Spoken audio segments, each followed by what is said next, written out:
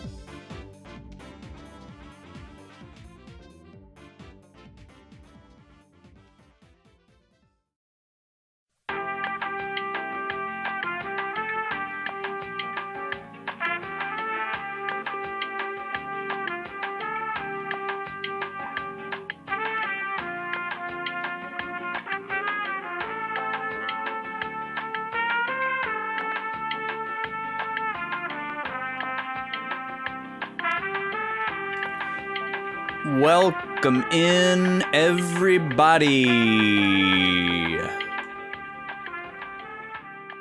It's Friday. There's no time to waste. There's much to do, and only a fixed amount of time. So we're not going to hesitate today. No, no, no. I got a few more things to click here.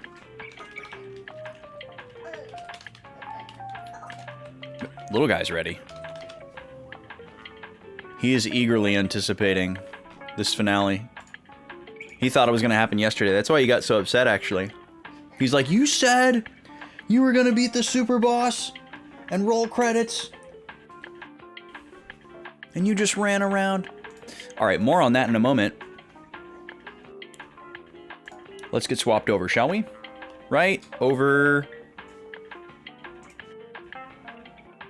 here.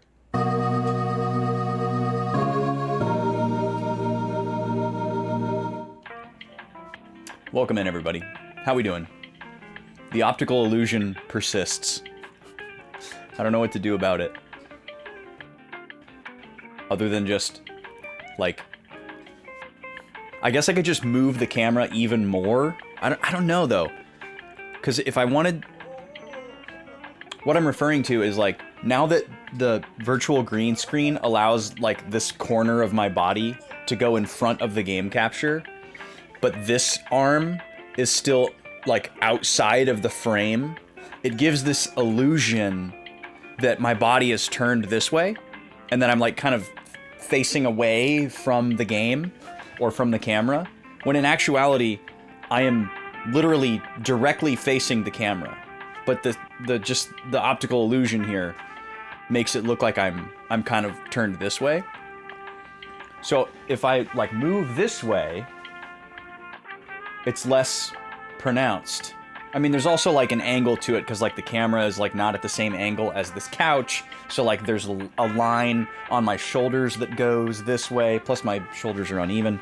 But so if I wanted to like zoom out to the point where I still covered the same amount of this rectangle, but this part of my body like was moved into the frame, I would have to like, yeah, it would be such a nightmare. And I wouldn't have the full frame camera shot anymore. I'd have to get rid of that. Which is like, not necessarily something that I'm super attached to, but it's just so easy. I don't know. It's probably also one of those things that I notice and nobody else cares about or notices. So there's probably that aspect to it too as well. Let's get this capture rolling here. 1 second.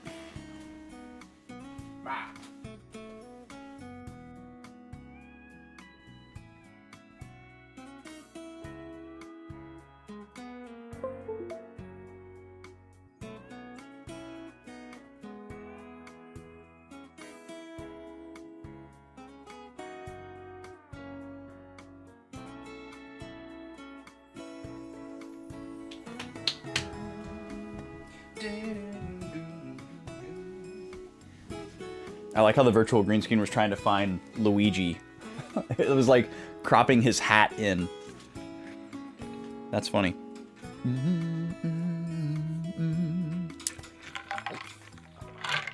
All right, so it's Friday, which means I'm drinking matcha, and it means RPG time because we didn't finish yesterday. We have two very clear goals today. Number one is to attempt and hopefully defeat what we perceive to be the Superboss, although we kind of accidentally found a second Superboss yesterday in an unexpected place. And then either give up on the Superboss after a certain number of tries, or having beat him, advance to the final story boss, beat the game, roll credits, take notes, chat a bit, and then move into some filler arc content, which will also be what Thursday and Friday next week are dedicated to. More on that when we get there, I suppose.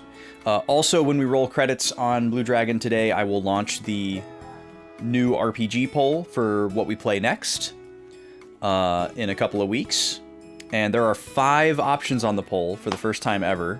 We've had 2 additional games added with channel points. It's a very diverse selection of games. I'm a little bit anxious about it, but it is probably about as diverse as a 5 RPG poll of games I haven't played could probably hope to be. So it's got that going for it. My biggest source of anxiety is just that the poll is going to end up with a tie, and I'm going to have to break the tie. That's my least favorite thing. Because the whole point of me doing the poll is because I can't decide. And I want y'all to help decide for me. And it's hard enough for me to come up with the multiple options to put on the poll. Much less narrow it down to 1. Okay. Let's go ahead and fire up the game. We'll chat about what happened yesterday, what didn't happen yesterday, and get right into it. Let me mute the music here. We're gonna go over to the game. There won't be much to recap from yesterday because we did literally one thing yesterday. It's pretty wild thinking back on it that we spent the full 5-hour stream doing one thing. We loading downloadable content. Shout out to that downloadable content, by the way. That's the reason why we were able to do that. So yesterday was spent farming a very strange collectible called Nothings, or just Nothing. And we had about 1,630 of these Nothings, and we needed to get to 1,800 to get the final milestone reward from this guy who counts how many Nothings we've found. And I reverse engineered a DLC item into my game with good old American dollars and wizardry and the help of some people on Reddit many years ago in the past. Some Reddit time travelers. To get an item that allows me to, in a reasonable way, find this collectible and make it visible on the map when it would otherwise not be. Which was very exciting. And I knew that it was going to take a while to grind 160-ish of these collectibles, but I didn't think it was going to take the entire stream. I thought it was going to maybe take like 2 hours. But I guess it was sort of a testament to how well I played the game as we went along and how thorough I was in grabbing everything. But luckily, we did get there. Not on stream. At the end of stream, I was about, I don't know, 30 short or something like that. And so I said to everybody, okay, I'll get the rest of them tonight. We'll start the next stream with the Superboss fight and final boss. And I did do that. I wish I would have thought a little bit harder and a little more critically about where I thought the most of these remaining Nothings would be, because it makes so much sense in retrospect. For one, I should have focused on early game areas because I was less versed in examining everything. And then on top of that, one of these areas we never actually got to explore. So it was a massive treasure trove. And that was actually 2 interconnected areas, Mural Valley and the Jabral Road. So Mural Valley, we did explore very thoroughly because we fought all the murals to get their chest drops. And we took like all the different paths to get all the other chests. But there were so many little rocks and things and like wooden posts along the way that I didn't really fully realize how many of those elements I could examine. So there were a ton of Nothings in Mural Valley. I probably got 10 or 15 there. It's sad that that's a ton. And then Jabral Road was the real breakthrough, because the only time that we went to Jabral Road, we got pulled into a minigame. And we had to fight these, at the time, really powerful monsters to protect our caravan from having its HP depleted and getting a game over. And I never revisited that area. So literally every single thing in that area that could be examined had not been examined yet. So there was a huge, huge amount of Nothings there. And I got all the remaining ones that I need. So I'm really glad that I didn't re-go all the way through the C cube and the primitive cube and all that stuff, the mecha bases. That would have been a nightmare. I'm sure I could have gotten them from there, but I'm glad that I had the aha moment of, oh my god, the Jabral Road. There's got to be so many at the Jabral Road. And there were.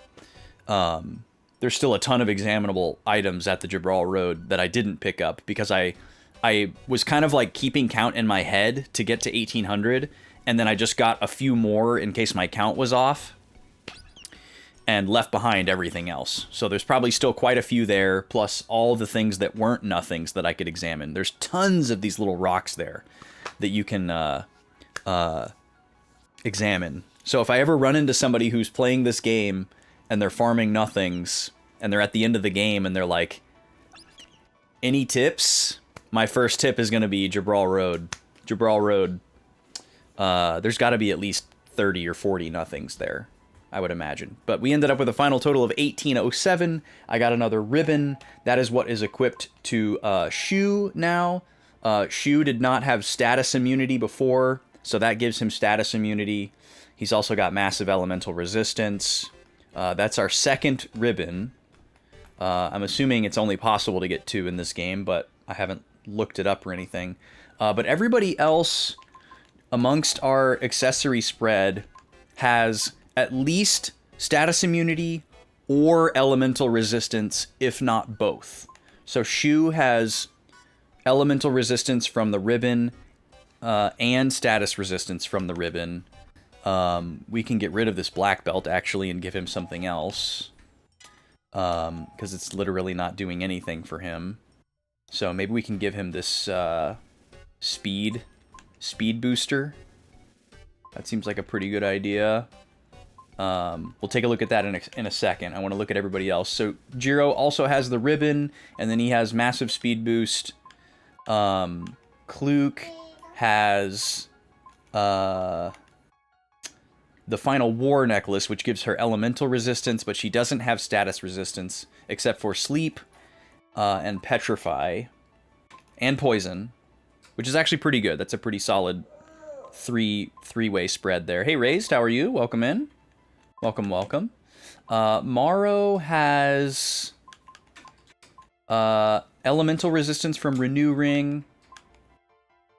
He has no status resistance except for sleep. So that's a little bit of a problem. We would really like Morrow to have status resistance since he jumps in front of everything.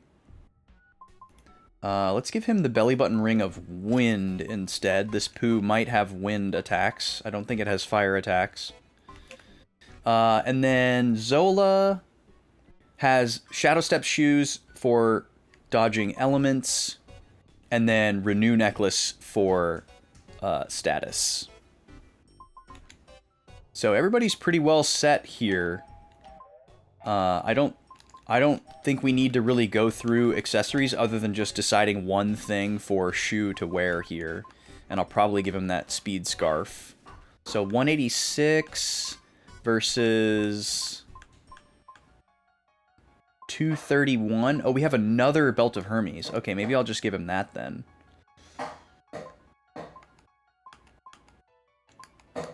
Because I don't think the scarf beats that. Yeah, 205. Yeah, we have so many Belt of Hermes. All right, we'll just give him a second one. Great. So we have a King Poo here. I need to top off everybody's MP. King Poo is a really, really powerful super boss of sorts. And I'm not committed to beating this thing, but I feel like we have what it takes to beat this thing. And I also have a strategy that I want to try. The major thing that we need to do here is we need to assign our enhancement items that we have carried through the entire video game. We have not used a single one of these. We've used a lot of the rank up items, but we have not used any of the stat up items. So I have a very simple approach here that we're going to use for brain conservation and time's sake.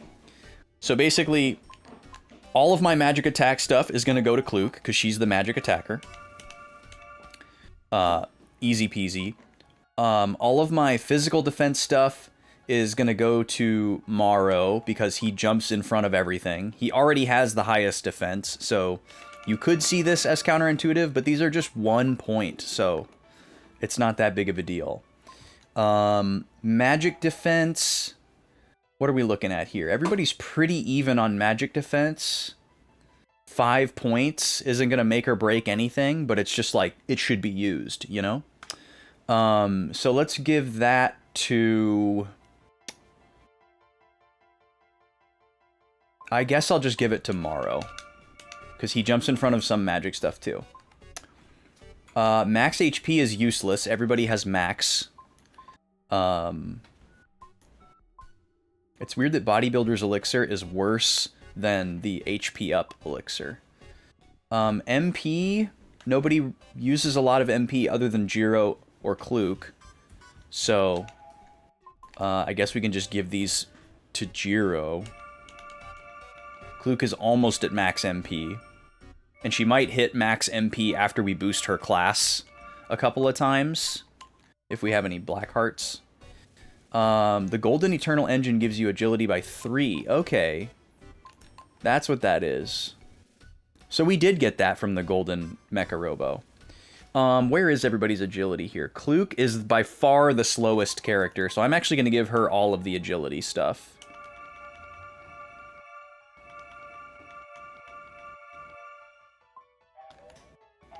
Oops. That gets her up to an even 200, which is really nice. Oh, we have another thing that increases max MP by 10. Okay, we'll give those to Jiro as well. And then what's this top one? Physical attack? Yeah, we'll give these to Morrow, because Morrow also counterattacks when he gets hit, so that puts him right in line with Shu. Now, for the rank up here, this is going to be super simple. So, Shu is the one who's using Swordmaster, so he's going to take all the Swordmaster ones. This is just going to make, like, all of his stats go up. Let's see. Is Morrow using Guardian? I believe he is. Yeah. No one is using Monk, so I'm not going to bother with those. Zola is using Assassin. Kluk is using Black. Jiro is using White. Now, no one's using Barrier or Support, so I don't really see a reason to use these. Because they're not going to unlock any new skills, and they're also not going to give me any stat bonuses unless I have that job equipped. These All Hearts and Whimsical Hearts are pretty wild, too. Also, it's weird that these are all of these are the same item with different names and description. Increase all of your skills by 1 rank, or increase the rank of your classes. Those are the same thing, right? How did that happen? So I think we're done there. I'm actually going to look at these 2 items in the compendium really quick, because I'm curious if maybe it's a mistranslation or something. Okay, the All Heart. While a man senses but 3 dimensions, his shadow thrives in 9. This Jewel of Ultimate Light will increase all of your powers. Okay, so there's 9 jobs. So I guess that's what they're talking about.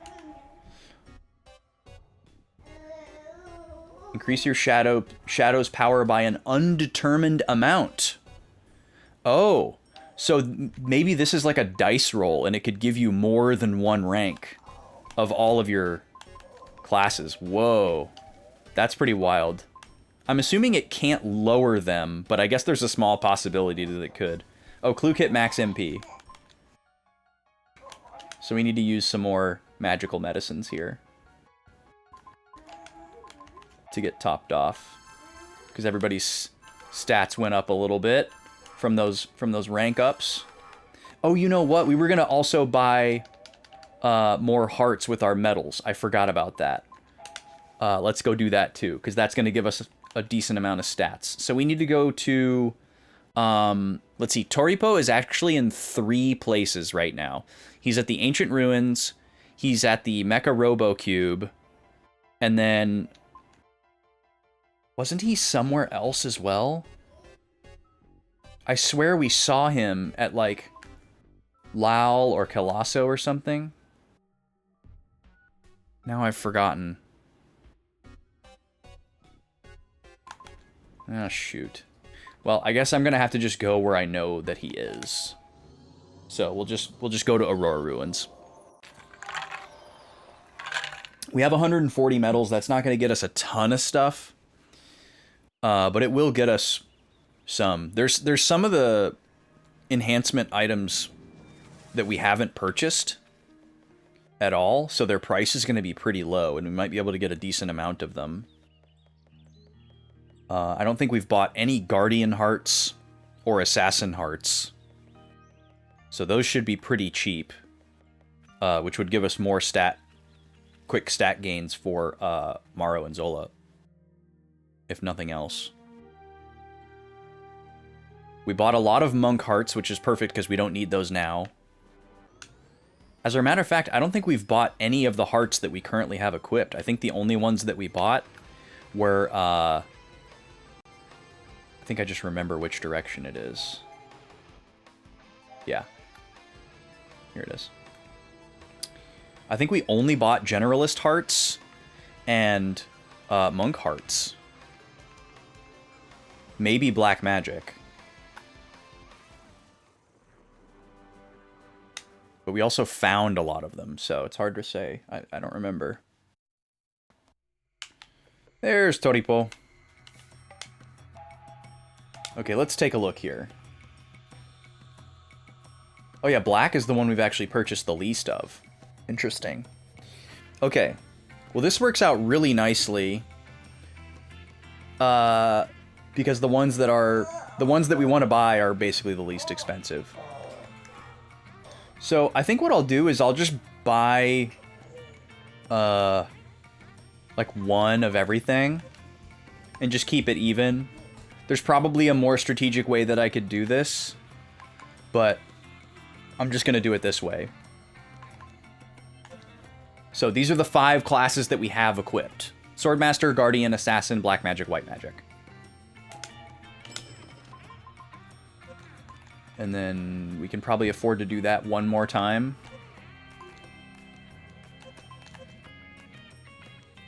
And then we'll have a little bit left over. We can get one more. Let's do black. Because Kluk's black rank is a lot lower than everybody else's primary rank. Well, I guess except for Zola. Shu is almost at 99. Wow. That's surprising. I love the Toripo music. Okay. So White Magic for Jiro. Black Magic for Kluk.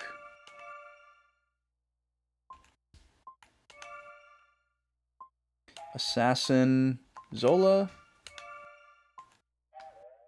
Oops. Guardian for Maro.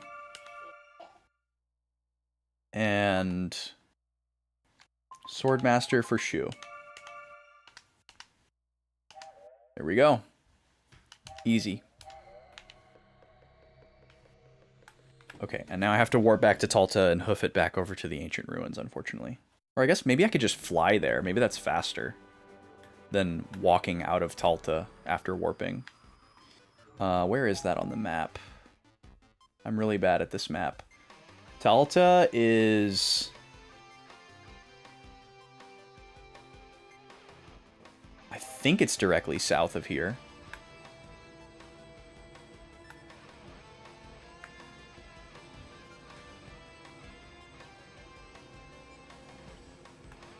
Here's Wire Highlands.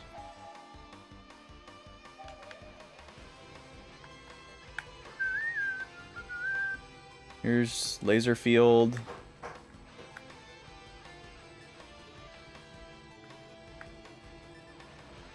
Yeah, we're getting close. Oh, I'm going the wrong way though. This way. Do. Here it is. There's Talta. And then we want to be right here. Alright. Yeah, that probably was faster. Whoa, that crab! He spawned, like, in the loading zone. I'm glad nothing happened. That kind of freaked me out.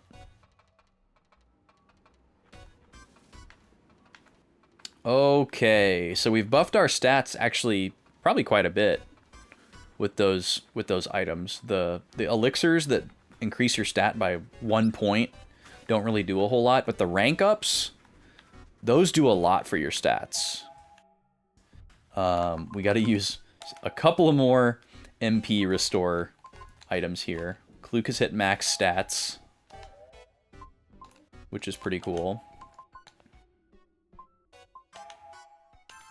We don't really need all of this MP, but it just feels better to be topped off. Yo, Easy, how's it going? How you been? Congrats on finishing FF8. Hope you're enjoying Symphonia. I'm doing well. I am rematching the finale of Blue Dragon today. I thought I was going to finish it yesterday.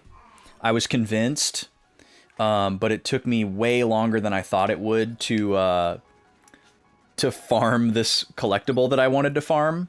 So today we have to fight this super boss that we're about to attempt, and then fight the final story boss. And I'm not worried about the final story boss at all. I think we're going to completely clobber him. But this guy right here, we may not, even with all of our prowess, we may not have what it takes. So we're just going to give it some attempts and see how it goes. Yeah, I mean, we're at max HP. This game caps out at 1,000 HP. And a lot of these like really powerful enemies we've run into have had a way to do 1,000 damage or more. So it's like, what am I supposed to do about that? But you can continue to rank up, and that increases your stats. So I guess if you get to like 999 stats, you're going to take less damage, is maybe the idea that they're going for there. So I have a theory that this thing is weak against water because it's made out of poop. And so far throughout this game, poo-themed enemies have been weak against water. So there he is doing eight bills to my party. And then he does a debuff erase thing. Okay, so everybody gets to go before he gets to go. This is our chance here. I would probably be wise to give myself some type of like buff. But maybe I should just do double water. No, we need Quickus. We need Quickus really bad.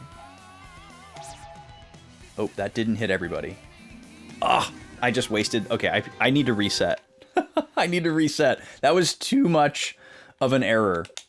Kluk gets to do 2 black spells in a row, and I always think that I can hit cancel and go back and choose the first one again because I've played too much Bravely Second, because it does let you do that, but you can't do that in this game. So instead of doing the first spell again, I canceled my second spell.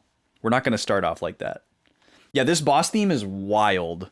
It's the vocalist from the 70s rock band Deep Purple, who unfortunately is mostly known as the band who wrote Smoke on the Water, but they have a lot of really incredible songs. And Uematsu wrote the soundtrack for this game, and he's like a known like 70s rock, progressive rock fan. So I'm sure he reached out to that guy very pointedly and was like, yo, let's rock. Okay. Luckily I saved again after we did all the enhancements and stuff. So we literally just have to start the battle again. And I have to re-equip my stealth so I can sneak up on him. Alright, let's try that again. The back attack is very important for this fight because he's stupidly fast. And he gets to go twice every time he goes. He's so shiny. Okay, there's a huge attack and another one. Luckily, Morrow has an ability that lets him use his MP bar as a second HP bar, so he's still alive.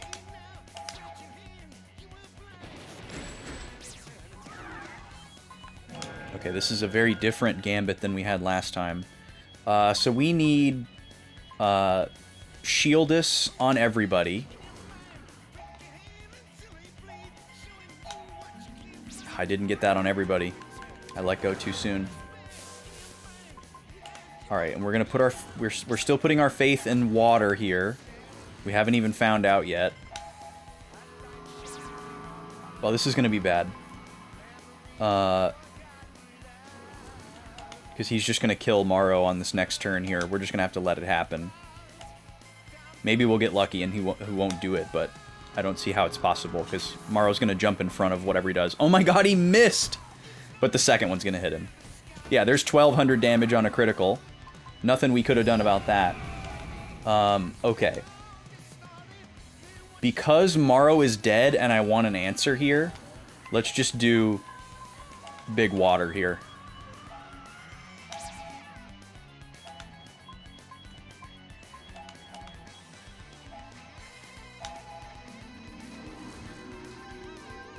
You don't have to hit the bar for the spell to work, but you can increase its power or its range depending on what kind of spell it is. So there's like a sweet spot where you can get the best effect possible, and you know, you can make a single target buff become AoE, but if you don't hold it long enough, it won't hit all of the characters because it'll start blooming out from the character that you're targeting on. Yeah, it's a really cool mechanic, but it requires a little bit of extra finesse if you want to really nail it.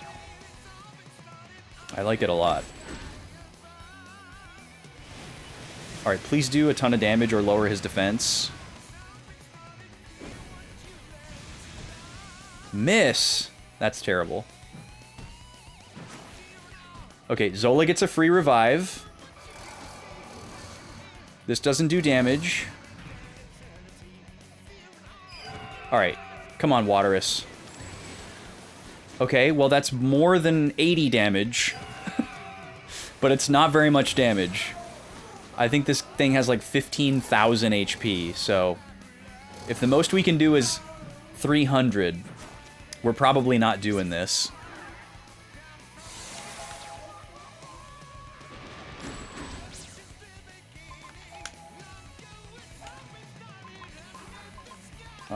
Let's see.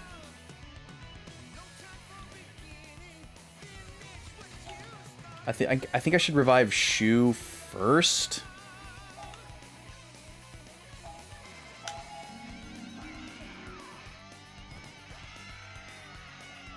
Because if I revive Morrow, he's just going to jump in front of something and immediately die.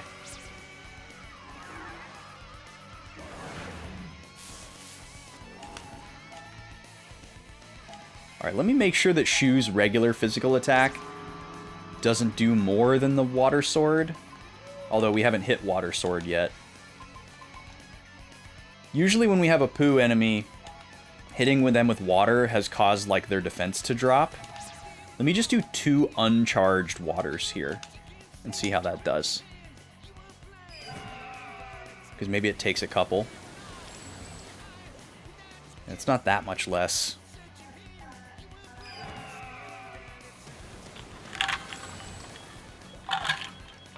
But we're not getting any kind of, like, defense drop message or anything like that. And this is the thing that kills everybody.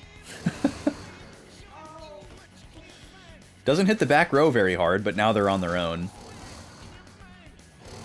Yeah, I don't think we're gonna fight this guy. I think this guy is just, like, demanding that you be at level 99. And have, like, max stats. Because we have the best equipment in the game. We have all the abilities, all the spells. There doesn't really seem to be a gimmick to this guy. And with the ability to not increase our max HP at all.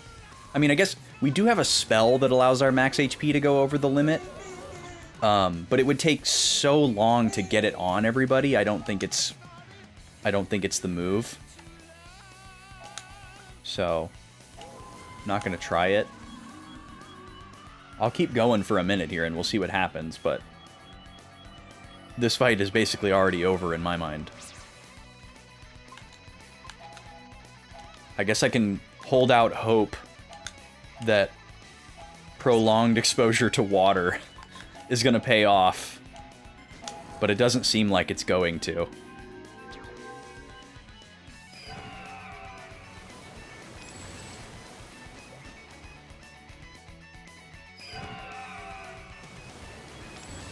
Because he'll easily just wipe us on the next turn here.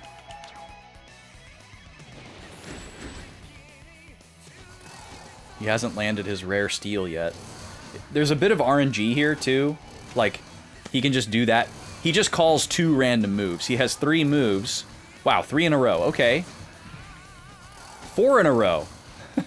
So his speed is just, like, doubling after a couple of turns. That's nuts. Oh, he did manage to get a paralysis on Kluk. She does have Corporeal, which should do a ton of damage. There's the Golden Poo. We got the rare steel. I don't have an AoE revive. So that's not an option.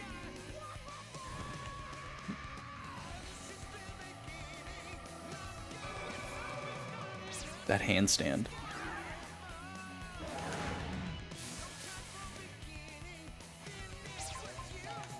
But yeah, I don't know. Maybe there is like a hidden gimmick to this guy where like he's susceptible to a certain status effect, and you can exploit it or something. That's just not really this game's style.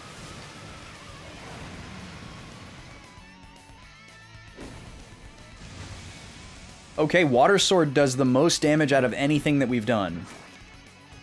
There goes Jiro. I believe Jiro gets a free revive. Maybe he's already had it. There it is.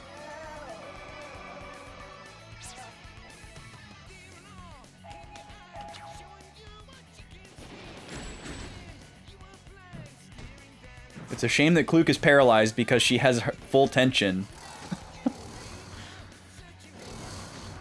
Maybe we can just get him to roll King's Scare every single turn. Wouldn't that be something? Alright, well, we're going to stick with Waterous Sword here, because that wasn't even fully charged, and it did more damage than anything we've done yet so far. Jiro, I need you to use 2 items here. We need to get rid of Kluk's paralysis. Where is the paralysis? Mobility Bomb. So we use that on Kluk. And then we also need to just heal everyone as much as possible. 100 HP is not worth doing. So maybe I'll just revive Zola. I don't know. I doubt we're going to need these elixirs on the final boss, but might feel silly if I wasted them on a fight that we're probably not going to win. Yeah, let's just Phoenix... Actually, yeah, let's Phoenix Wing Morrow, because then he should be out of damage range. Oh, that scared me. I thought I used it on the wrong character for a second. Okay, Morrow's fast. He's ready to rock. So Morrow can actually survive a single target attack here, if we get so lucky. We'll charge him all the way up. Morrow basically has 2 HP bars. I don't know, maybe they expect you to put that ability on every character to survive against that guy. This guy. Okay, we got 2 King's Scares. That's huge. There's a lot of RNG involved here. The first time we fought this guy, he used the AoE thing like 4 times in a row, and it was just like, there's no way. Because here he is getting another turn right away. And we're getting so lucky that he's just calling this damageless attack. Morrow counters but does no damage. Okay, let's see how much we can do with Corporeal. We have not used Corporeal against this guy. We know that this registers as a physical attack and not magic, despite it basically being a summon. But it usually, in spite of that, still does like 2,000 or 3,000 damage to most things. So hopefully to this guy it'll do at least 500. Hopefully it'll do more than 2 Waterous.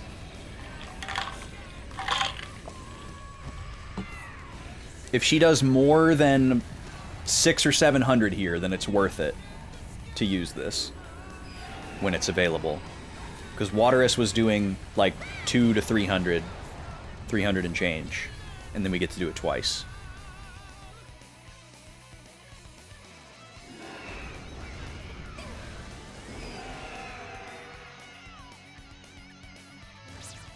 Okay, yeah, 3,000 damage. Okay, we're going somewhere with that.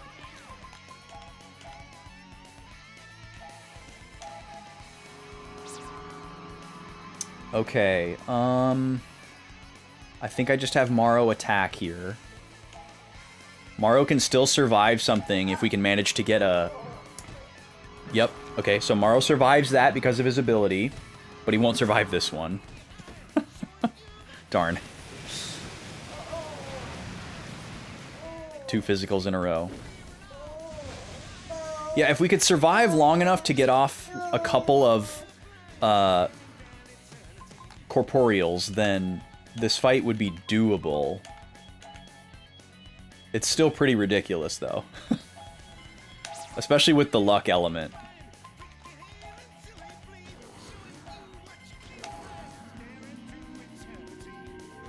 We kind of just have to hope that he spams King's Scare. Alright, Shu's dead. It's wild that our defense is as high as it is, and we still take over 1,000 damage from something like that. But yeah, this guy has like 15k health, so we would have to have good luck for a very long time. Actually, let me do this. Instead of using white magic, I can use 2 items. So let's do this Phoenix Wing strat again. That was a great idea. So we'll give the Phoenix Wing to Morrow, and then just a regular Phoenix Talon to Shu. It seems like there's a lower chance for him to call the AoE attack, but it might just be luck. It almost doesn't matter if we have 1 HP or 999. Because everything kills us. So I'm not really worried about keeping people at full health.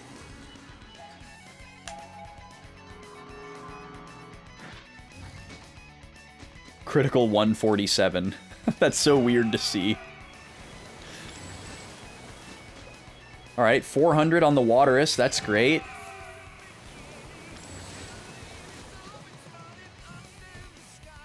Okay, Morrow survives that one, but he doesn't survive a second one. Nice counter.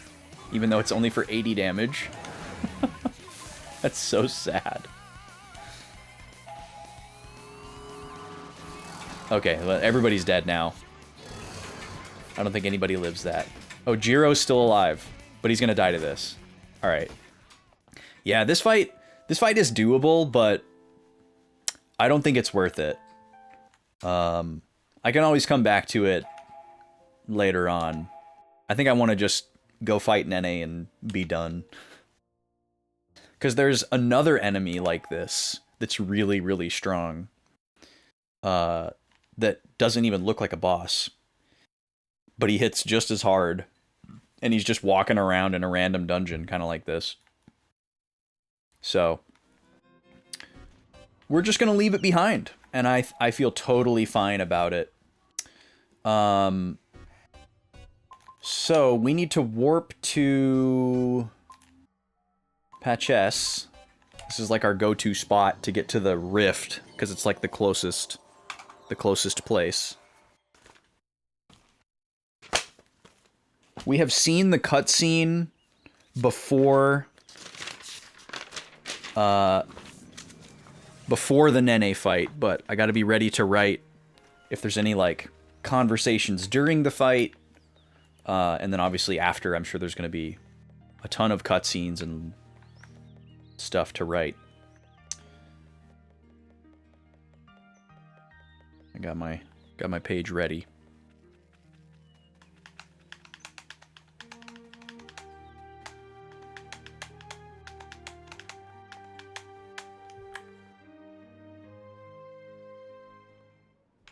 Okay, so we're gonna fly into our black hole that we thought was the point of no return, but we kind of got bamboozled in a good way, I guess. Here it is. And it's not actually a point of no return, which I do appreciate.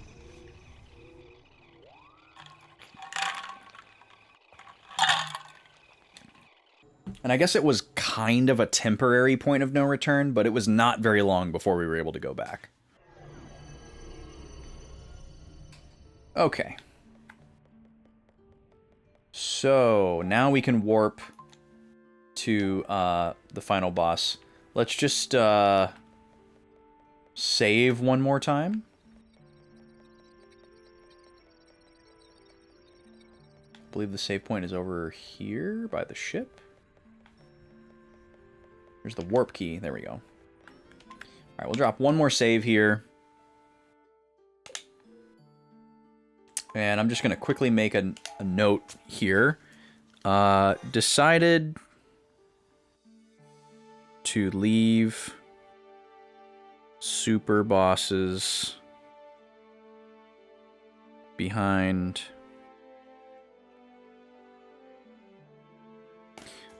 And then this is slot 5.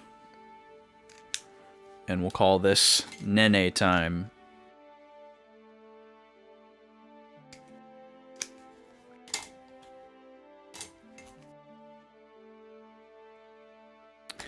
Let's go see what he's made of.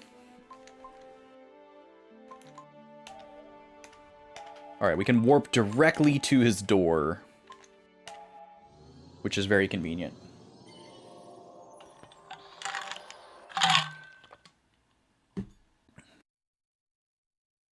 Where they chose to put the warp keys in this part of the game is a little odd.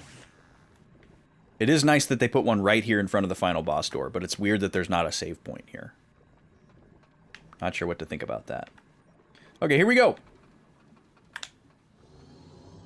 No more dilly-dally. We dilly-dallied for 5 hours yesterday. Boy, was that something. It did turn out to be mostly worth it, though, because I'm gonna let this play again, but I might talk over it a little bit because I've already seen it and taken notes on it.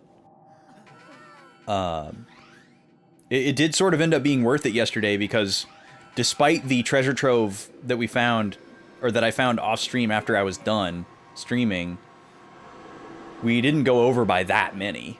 Like, I needed most of the ones that we trudged around and found. So yeah, Nene tries to take Shu's shadow here.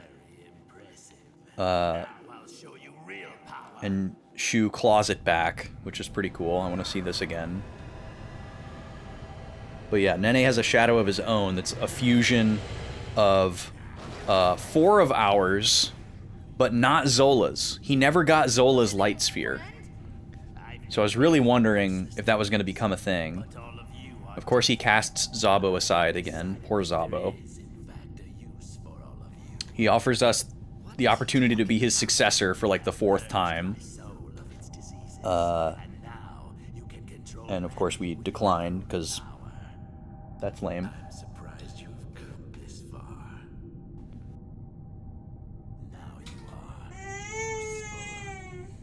Little guy doesn't like Nene. Understandable. I don't like him either. No, not ever. Is that your answer? Yes. We don't need your throne. That is exactly what we're saying. Then you have completed your objective, it seems. So yeah, earlier in the game, he did this to us, where he put these collars on us, and it took away our ability to use magic that's carried us through the whole game. And basically we found out that Nene tricked us into swallowing these spheres that gave us magic, and he wanted us to use them, and basically by using the magic we like charged up these light spheres, and then he just took the fully charged spheres away from us and absorbed them, and it like restored his power. So for the first leg of the game he was like old and wizened and not able to use his full power, and we basically gave him his power back. And he didn't think that we were going to be able to use magic once he took them away, but we found a way to reclaim magic. But Zola never lost her light sphere because she wasn't there when he took everyone else's. So I kept waiting for that to become like another twist. But here we are at the final battle and it hasn't happened. It hasn't been brought up that Zola still has her light sphere. The conditions under which she obtained her light sphere are also a little bit different. Okay, so right off the bat, we had power down and magic power down. We're like debuffed instantly, which blows. But I'm not that worried about it. I'm just going to start charging some stuff up. We are going to get hit with an ad here pretty soon. I'll keep an eye on that. And make sure that we don't get bamboozled. Zola can do first strike here. Maybe we'll steal something. Ooh, forbidden crystals. That's an incredible item to steal. That's an elixir. Full HP MP restore. Okay, let's get... do we want to do Trap Florus? He's probably going to use magic, right? He's the most powerful wizard. So Shellis might be a good idea. We'll just get all the buffs. I don't have double white, unfortunately. I don't even know if there is a double white.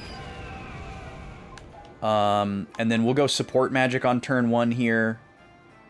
Or, sorry, there's not a double white. That's right. It's not double black that Kluk has. It's just double cast. But you learn it as a black mage. It's a black mage skill. Alright, so we get a free Quickus. Take that.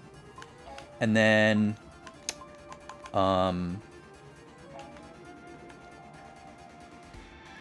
Actually, I'm curious if I do this max HP on everybody. Oh, it's only for the back row. Well, that's good. We'll take it.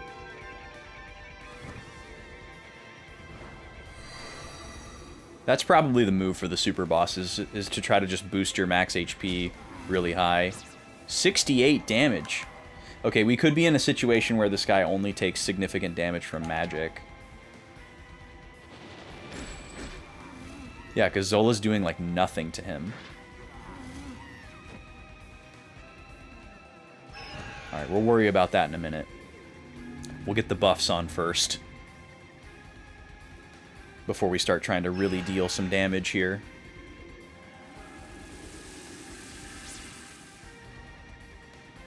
Oh, okay, I was wrong. HP max up does not allow you to go beyond the limit. Okay, so that is not the strategy. Alright, let's try Magic Sword here. Let's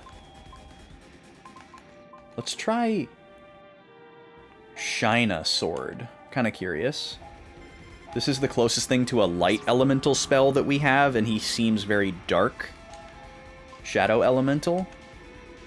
Okay, we put Shellis on. Let's put Shieldus on. And we'll do Trap Florus next turn.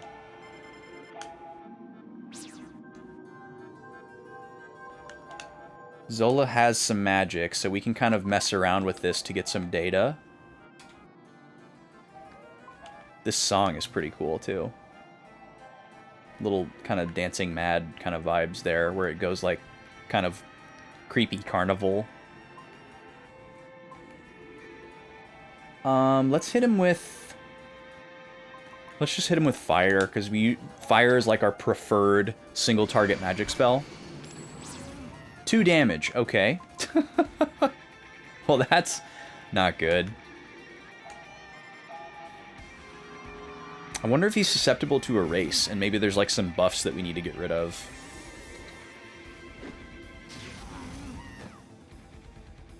Okay, 51 is not good damage, but it's technically more than we've received. Okay, he's using Shadow Magic. That's sort of supporting my theory. We're not taking hardly any damage from anything that he's doing either, so that's peculiar.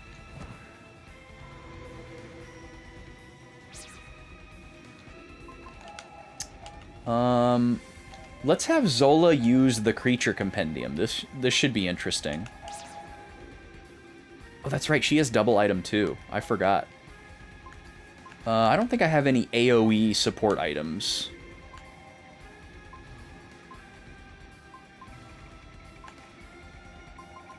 So,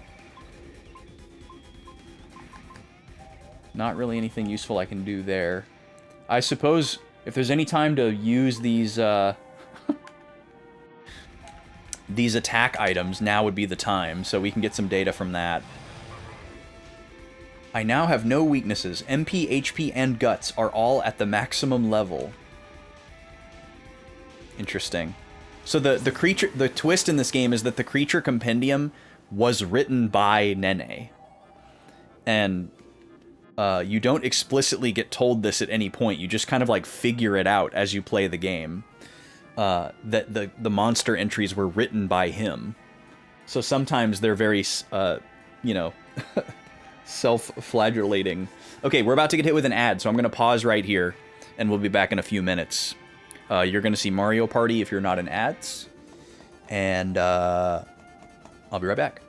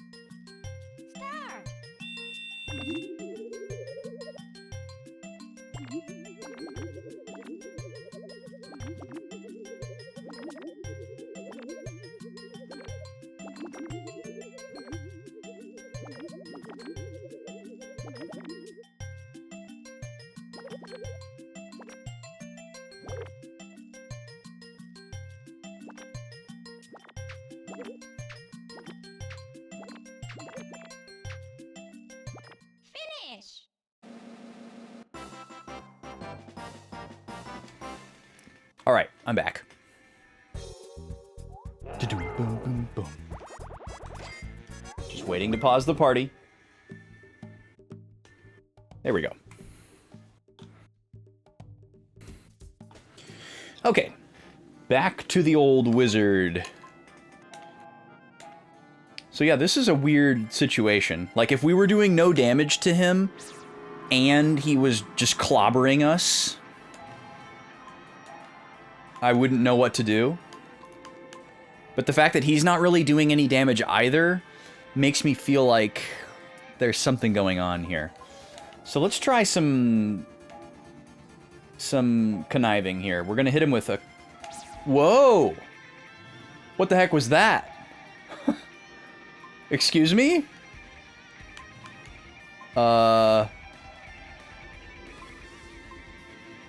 that Nene influencing the charge bar to try to prevent himself from being cursed? There's no way, right?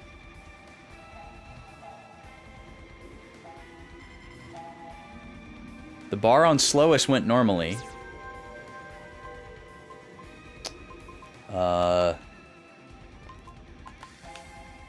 Let's try Erase Sword.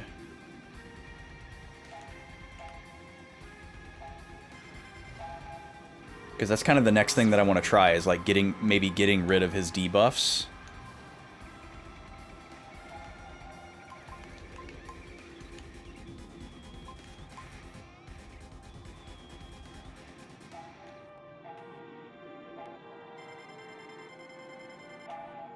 Let's hit him with a fully charged Erase.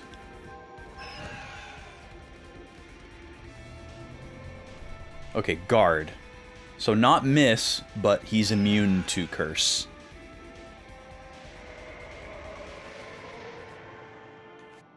Gotta assume that he's guarded against all status effects.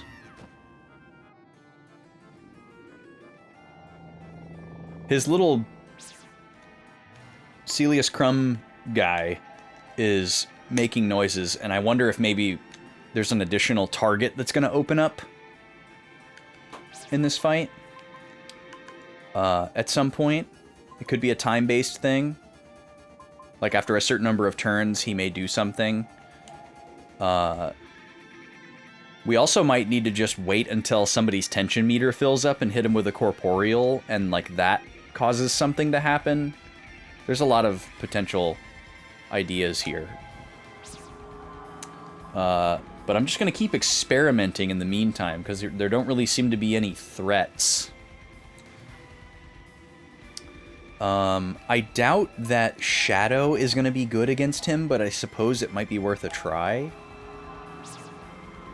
Maybe the Dark Mage is also weak against Dark Magic for some reason. It might heal him, but we haven't really done that much damage to him, so I'm not going to feel that bad about it. There's another kooky charge bar there. I don't know what to think about that. Is there any other support magic we want to try? I don't think so. I think he's going to be immune to all of this stuff. Oh, actually, attack up is a great idea. We can put this across the whole front row. On all three of our attackers at once. That's a great play. Jiro... We could try to go for Previve as like a long play while things are safe. That might be a good idea. Let's put Trap Florus up in the front, and then if we're still safe next turn, I'll start working on Previve.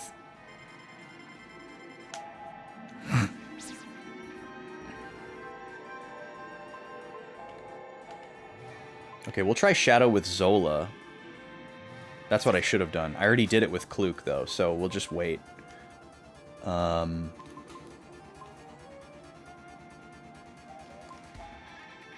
already tried Shine.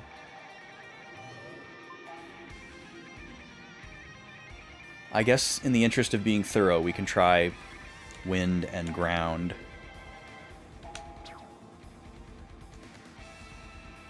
There could be some nonsensical elemental affinity here.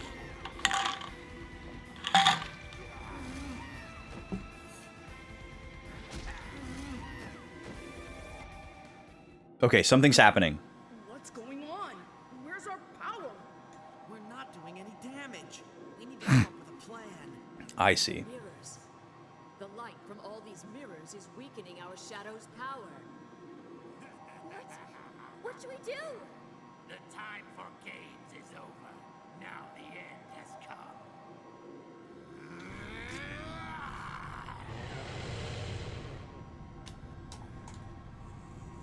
Zabo! You! What are you doing? I knew it. He's gonna betray you. Because you treated him like crap forever.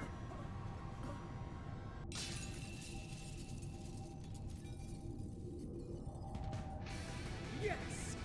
We are even. You're not getting away! Punish the Mad King! Alright, so we get to start again now. He's still doing no damage. Oh, but now he's throwing out some magic. He's doing nothing.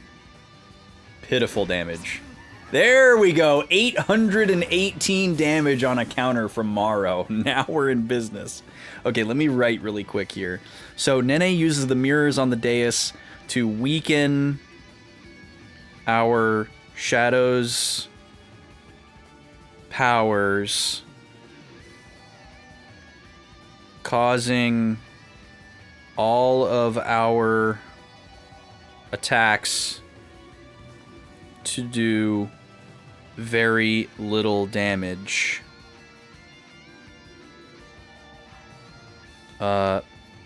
Zola figures this out. I guess because she's the adult in the room, and she's just the smarty when it comes to fighting. Because he was so mistreated, Zabo betrays Nene.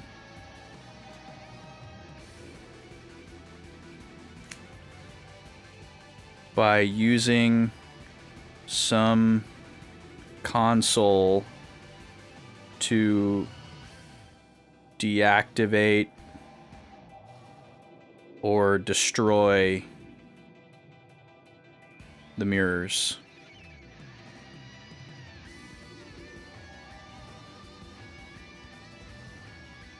The fight begins again.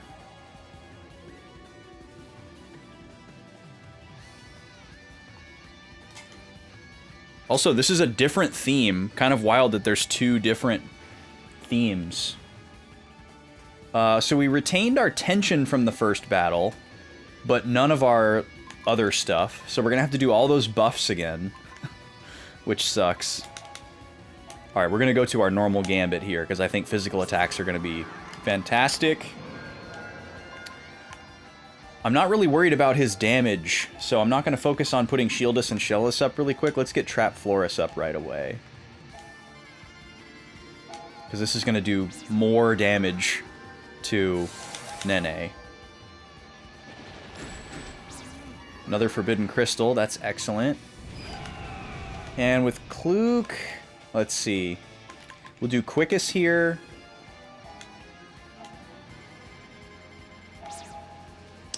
And then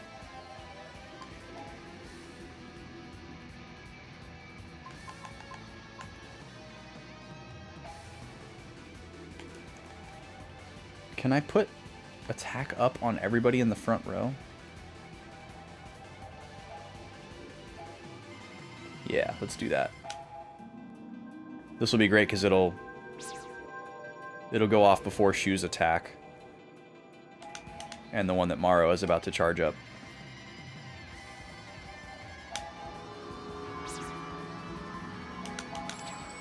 I have a feeling this guy's gonna die really fast. But there could also be a lot of phases.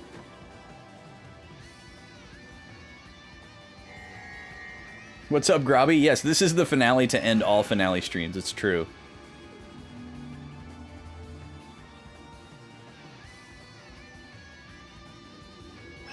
There will be no more finales after this.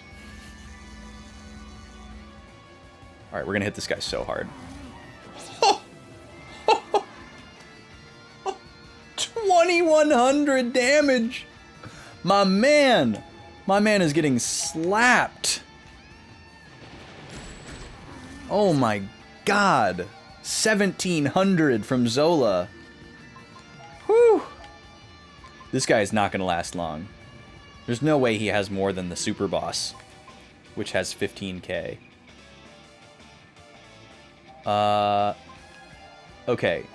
Let's be smart, though, and start putting pre-vive on everybody.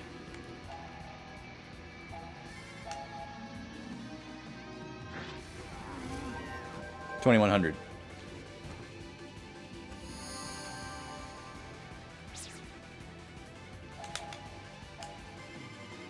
We'll start with the characters who don't get a free revive first. There's a good chance Nene will be dead before we get the pre-revive on everybody. Okay. Yep, something's happening. He seems unfazed. You use magic. So yeah, we just did 10k to him probably in like 5 turns. That was absurd. So what are you doing? Is this the cube that we're standing on, or is... No. Like a gigantic eternal engine. Oh, okay. This is bad. Rat. Infinite energy. The thoughts of the ancients. Oh, I see. Control all of that power. I shall squash you like the despicable... Oh, he's getting jacked. He's starting to look more final bossy. So, okay. Well, I guess let me see if he has like an opening attack here. A king would have mercy on pitiful worms. Take my mercy.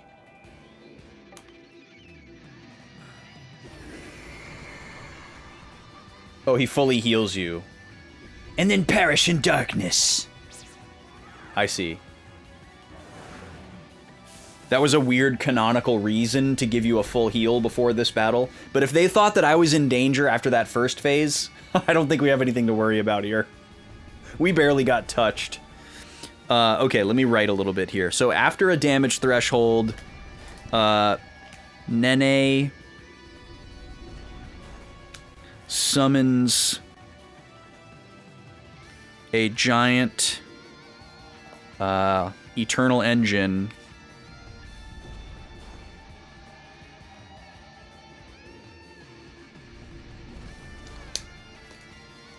and hooks himself into it, beginning phase 3 with Ultimate Nene.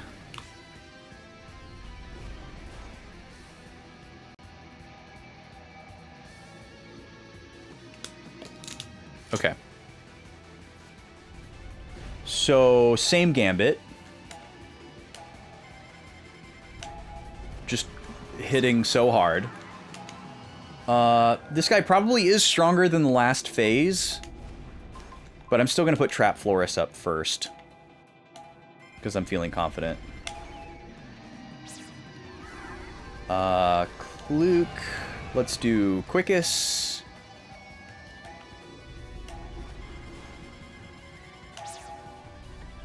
And attack up, because that was absurdly powerful.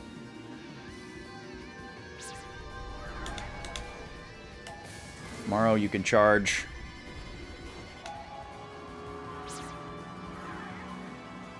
Zola, you can attack. Give us a steal. Yeah, there's 1,000. Just right off the rip. And that's before the attack boost.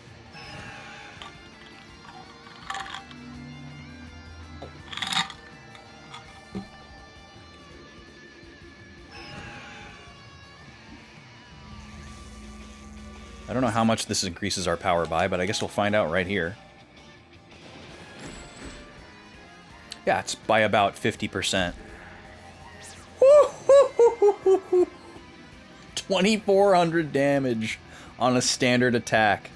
That is just righteous. Okay. I'll go ahead and put up Shellis here. In case he starts throwing out any high-level magic. There's another 2,200.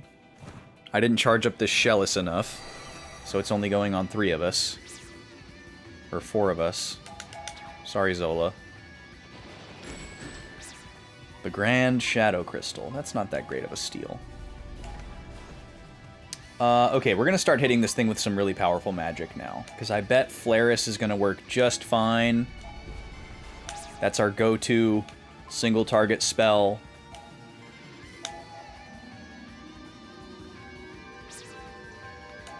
I could try to boost Kluk's magic attack first. But yeah, 1,200 is fantastic. Twice. 1,200 twice.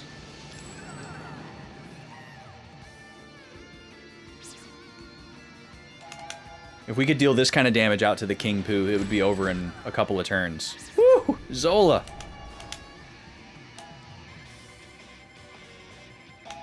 Not even charging up her attack and doing almost 2,000 damage. Just because she hits twice. And by the way, we've taken 0 damage in this fight so far. Everyone has full health.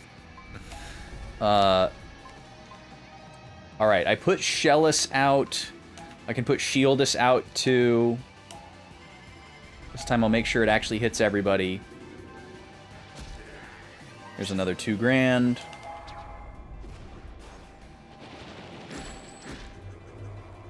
Another 1,500. Oh, something's happening. This is kind of how I thought this was going to go. We are trivializing the heck out of this guy. He might not be done yet, though. He's starting to look a little Frieza now that he's muscly. Oh, this little guy. What are you going to do?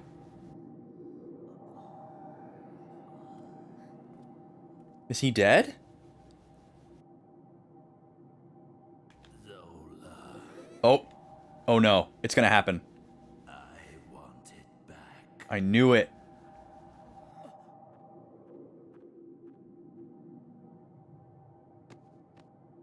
What? Lady Zola? No way, dude. Zola is my loyal servant. I hate this. What? No! Why? Lady Zola, why?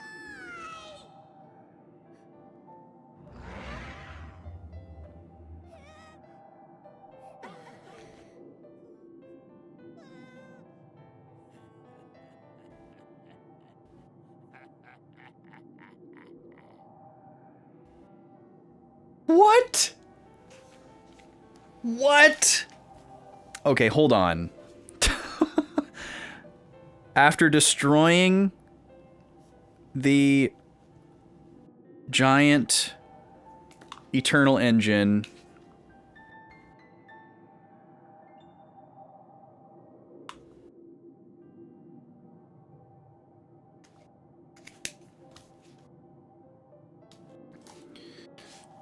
Nene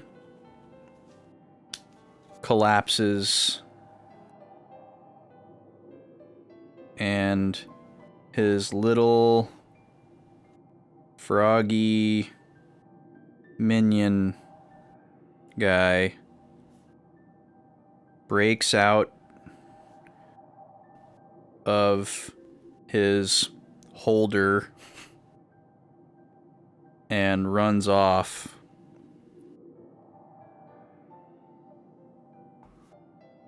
Then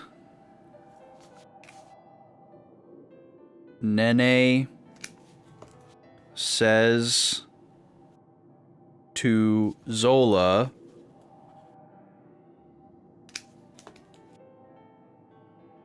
I want it back. She walks up to him and kneels.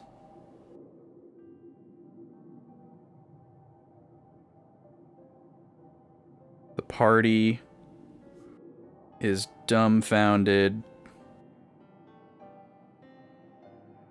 and shocked as Nene says,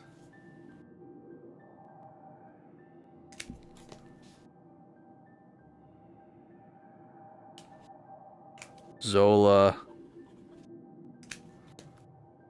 is my loyal servant.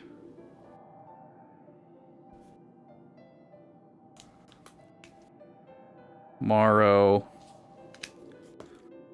is torn up and tries to intercede.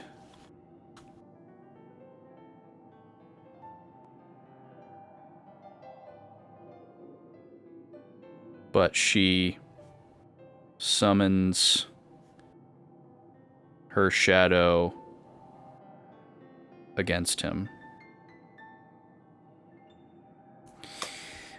Oh, man. Okay, so we're about to be given the chance to save here. This is going to be slot number 1. What's up, Draconics? Welcome in. No, you have not come at the end. You will not be able to return after this point. Oh, sorry. Let me move the notes really quick. You should save the content to another slot rather than overriding the old content. Okay, so they're being very patently clear here. I appreciate that. That's our playstyle anyways, so we're not super worried about that. I just want to make sure that we don't save over slot 4.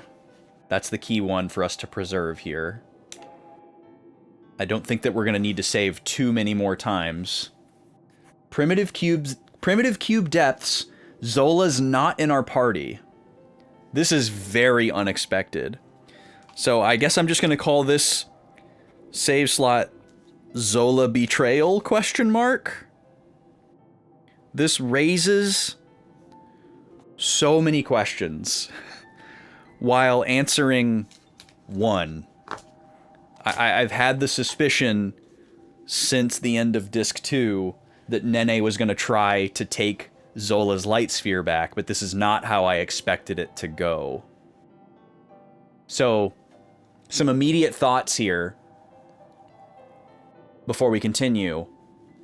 Zola told us the story of how she obtained her light sphere, and it was similar to how the other 4 party members obtained their light spheres. They were kind of taken advantage at a point where they desperately needed power to overcome a situation, but Zola's uniquely came from a place of a much more like selfish desire to like kind of be stronger, and she was also like kind of given a way to escape a situation that she put herself in. You know, she like bit off more than she could chew by fighting some really powerful enemies because she was overconfident and thought that she could beat them all because she wanted to be the strongest ever. And then she needed the power of the light sphere in order to get out of that situation after she realized that she wasn't strong enough. Whereas everybody else got their shadow because they needed power, but it was because they needed power to like save themselves or people that they cared about from a situation that they did not put themselves into. And it was a much more kind of like altruistic thing for them to do. Like not completely selfless, but definitely not done selfishly. And then throughout the story, there's just been like we haven't had any exploration of Zola's backstory. You know, we know that she's like a soldier of Jabral. We don't really know where she came from. She doesn't look like anybody else in Jabral. We don't know how they met. King Jabral obviously has known her for a long time, or has known her for long enough to like be sort of romantically interested in her. But she doesn't seem to reciprocate. And then also, Zola has always been the one to like kind of know what's going on. And usually it's presented in such a way where she's kind of like, it's just like, oh, she's the seasoned warrior of the group. You know, the rest of us are just children, basically. And she's the one that is able to like assess the situation and figure out what's going on. Like every time there's like a gimmick, she's always the one who's like, ah, they're doing this to blah, blah, blah. And then we're able to like overcome it. Sometimes it's Jiro, because he's also like the nerd type. But usually it's Zola. And especially with things related to Nene, she's always the one. Like whenever we were on the Wire Highlands and we had the red barrier around us, she was the one who was like, we shouldn't drop the barrier and we should let all these robots destroy themselves because otherwise we're going to get jailed. And whenever we were in both times that we went to Nene's Flying Fortress, she immediately elected to separate herself to go take care of something while we took care of something else. So there's definitely something there where like she was probably up to more than we thought. And there's plenty of proof that she has actually done the things that we believed that she did. You know, like we did destroy Nene's ship in the Jabral mission because she broke off and disabled like the last engine of the Flying Fortress. Like she definitely did that. And then when at the end of disc 2, when she separated to stay back to fight Zabo, presumably she did that. And she stopped herself from getting her light sphere taken then. So at the very least, there's got to be some kind of like duality where like for some reason she is beholden to Nene and like has served him at one point or another, but like she doesn't want to, or she set out to serve him when she started out with us and she like changed her mind because she realized that we're the good guys and that she should help us. And so she's kind of like playing in the gray right now to try to create a situation where we can defeat Nene. Something's going on. There's no way it's just like Zola's bad now, she leaves the party, we have to fight her. Those are kind of my initial thoughts before we proceed. But here we go.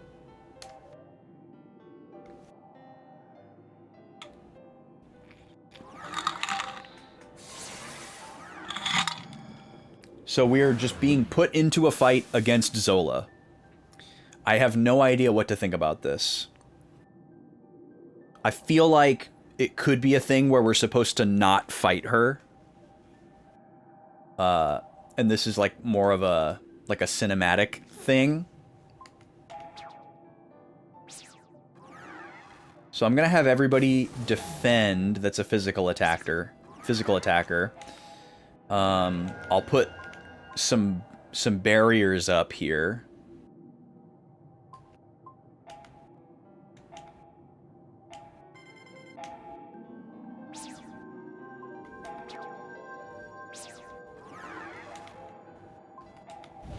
But I'll basically prepare in such a way that this is going to be like a real fight, in case it is a real fight. But I'm kind of assuming that it's not going to be a real fight. Or at least I'm hoping that it's not going to be a real fight. I don't want to use magic on her. And I'm not going to assume attack up on the front row yet. So maybe just curse. Okay, so there's something going on with the bar of curse where it's just hard to use. That's wild. We haven't used it yet. Or very much. What is going to happen here? We're being given a lot of opportunities to attack. She's just standing there.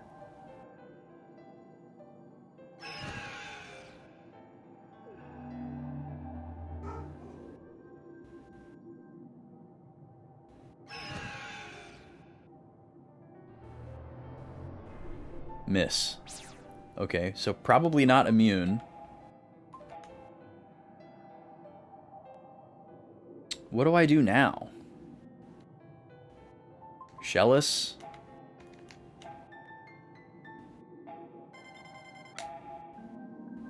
If there's some kind of gimmick where you're not supposed to attack her, then I really want to make sure that I do no damage. Zola just looks on. Yeah, she's not doing anything. She's throwing away all of her turns. So I'm just going to give this a couple of turns here and see if something happens. I can't believe that with zero explanation whatsoever that the game would just force us to kill Zola after everything that we've been through. That would be so unearned.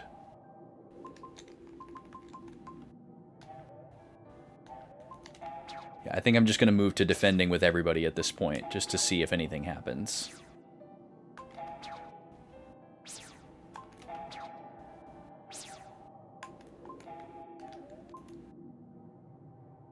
But I'm worried that nothing's going to happen.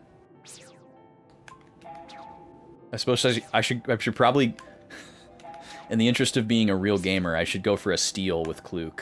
She might have something you can only get in this fight, even though there's probably no gameplay after this. But who knows at this point. Steal. She has a potion. What is going on here? Talk to us, Zola. If the intention is to frustrate me, they sure have succeeded.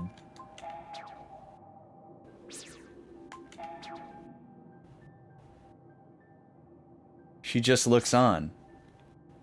Is this really what we're doing? Is this really what we're doing here? You're just gonna stand there and wait for me to wail on you?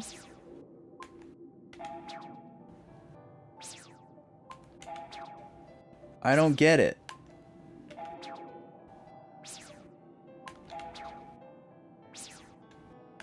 And we're getting so many actions because of Quick. We get like three full turn cycles before she does anything. But I guess it also kind of seems like that's the point.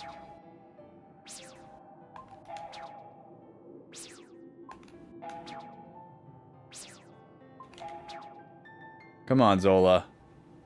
Okay, something's happening.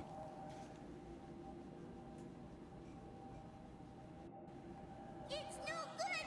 Mortal can't fight against Lady Zola! You shall return that portion of my spirit that is in your keeping. I first met this woman when she had suffered betrayal and was fleeing from war. She was in despair over being powerless and not being able to help anyone. She lost faith in people and cursed herself for her own lack of power. I told her I could imbue her with power. And this woman embraced and accepted the magic. Since then, this woman has been my servant, seeking out vessels for my soul to bring my youth back and bring about the restoration of the planet. That's when she focused on all of you.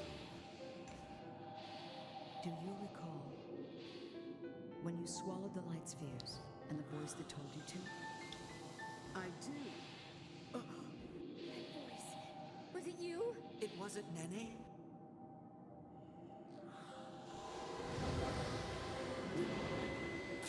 So Zola was the disembodied voice. Do this, Zola! How could you betray us like this? Unlike us, Zola has not made her magic into her own power yet. It's still Nene's soul. Perhaps he was using her as insurance. Why'd you do it, Zola? Why? Did you befriend King Jabral for Nene? Answer me! Answer her! Yes, once again. Give me power.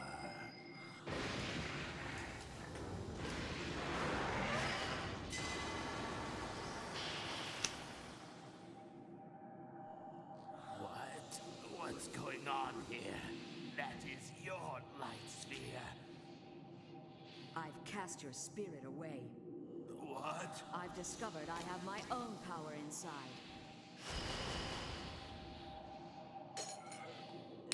Okay. The color of light. Zabo!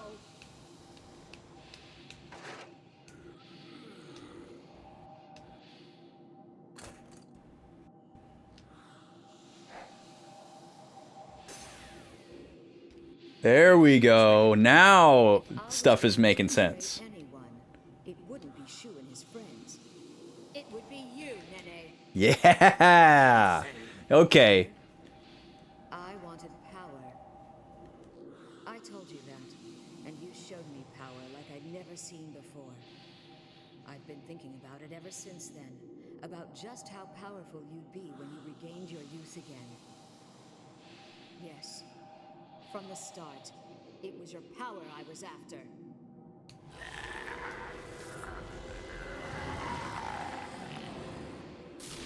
Oh, well, this is a little different. Look at him! The cause of Nene's illness is magic itself. His soul was tremendously consumed by his magic. The more powerful the magic he controlled, the less his body could bear. So then that was why he needed to develop a stronger soul. But I am different. I know how to utilize Wait. this power.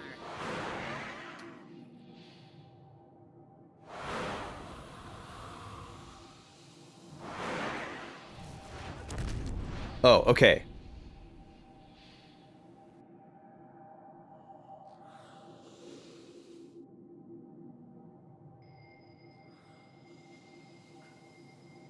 Stop!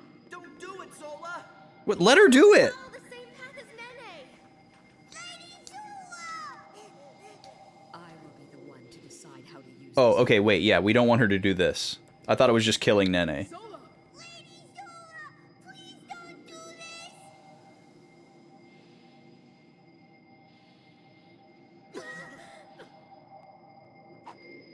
Huh? What? Now it's over. It is? Lady Zola! You really are Morrow's Lady Zola! You really did it! What a great plan. You really had us fooled. Okay, there's too many topsy-turvy moments here. Is this what you wanted from the beginning? Maybe so. My heart was beaten down by betrayal once before, and I was tempted by what it was that Nene's magic had to offer. But now, that's changed. Because there was someone who taught me how to use power. Oh, okay, she does care about King Jabral. Who's that? Oh no. Salacious Crumb. If Zola doesn't need it, I will take it! Stop! Cough it up now! I don't think Wait, that's not Zabo's voice. What's going on? What's happening to Zabo? It's not Zabo. Then who? Oh my god. It's you! Death Roy! Deathroy, that's his name.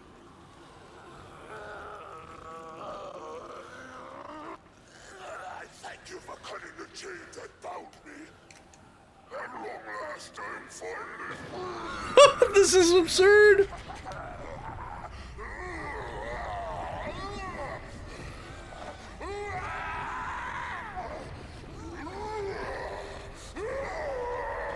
Oh my god.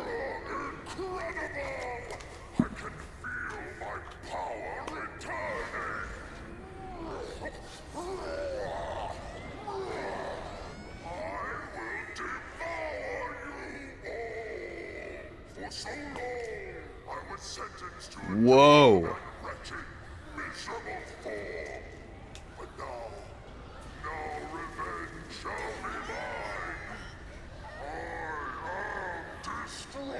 Destroy. Oh my god, dude. This is so Final Fantasy. That's the creature we saw in the murals. It is? Oh, it is. Wow, the callback. Chekhov's gun. Civilization. This is the beast's true form. What's it doing in this place? Nene said he had discovered it in the ruins soon after he awoke from his sleep.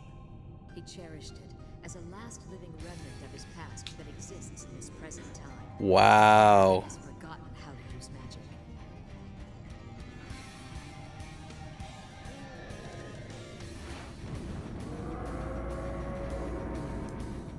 I am the same as you, mercenary. I too awaited my chance, biding my time with Nene. You bad appetite. I shall. The delay.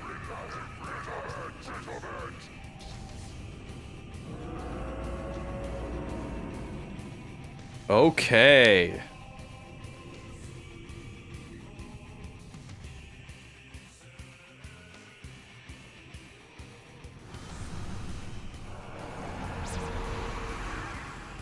Okay, it's time to write. We've got some writing to do.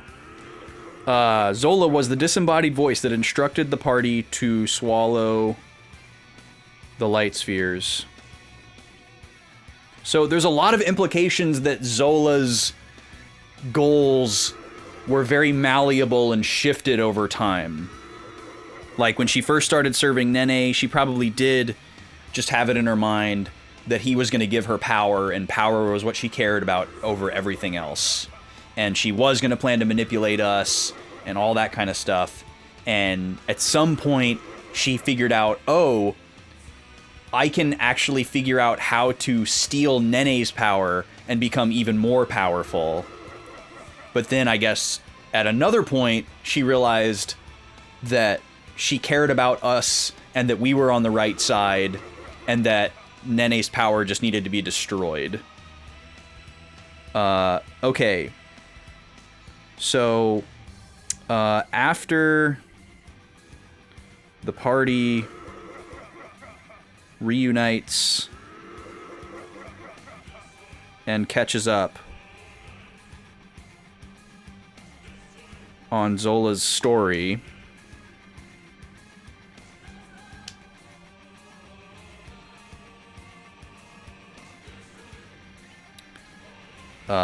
little froggy guy. I don't even know if I've written the name down, Deathroy, in my notes before, so I'm gonna write it in pink. If I did, it was probably on day one. Swallows it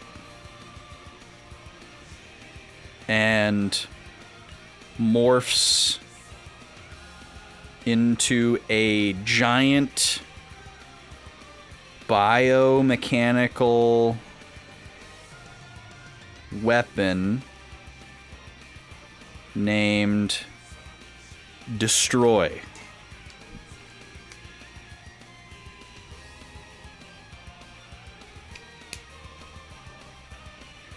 It is revealed that this is the creature that destroyed the ancient civilization in the murals. Nene found him after waking, however long ago that was, like 1,000 years ago, and imprisoned him in his tiny device. Like Zola, Deathroy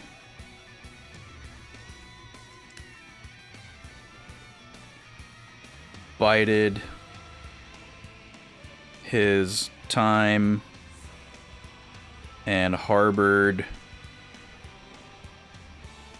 the ambition of one day stealing his power.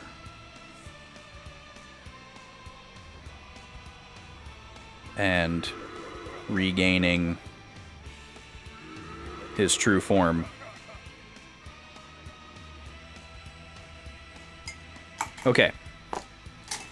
Let's wallop this thing. Also, this song is sick. And I'm sick of listening to this guy laugh like Andros. Okay, here we go. Let's get going here. So we're gonna start out with...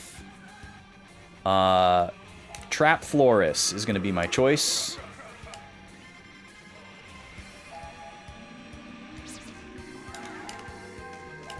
I love that his name is just Destroy. That's so sick. It's like lame and metal at the same time.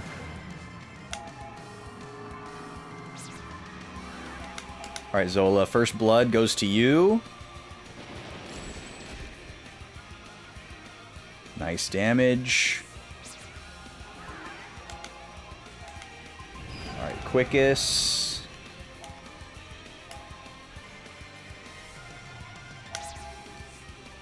And attack up for the front row.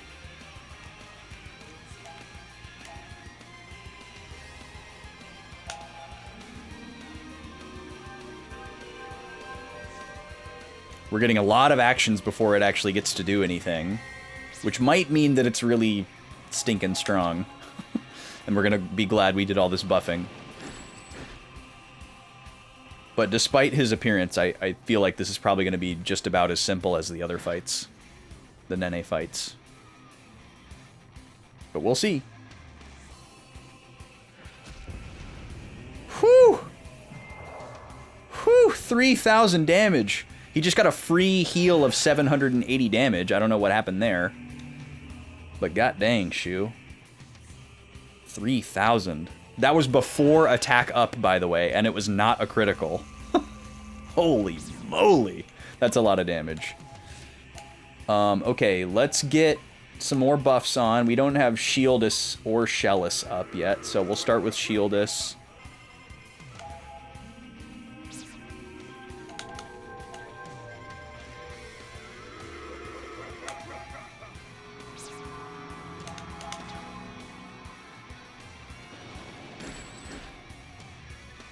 Another solid 1,400 from Zola.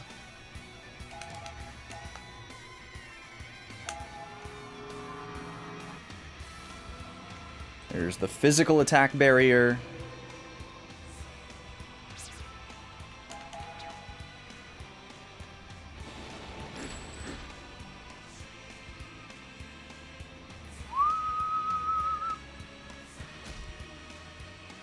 $2,200 damage. Yeah, he just keeps getting healed randomly. I don't know what's up with that. Maybe it's just every time he crosses a certain damage threshold, he does it. Hopefully fireworks on this guy. Because I'm going to lay into him here.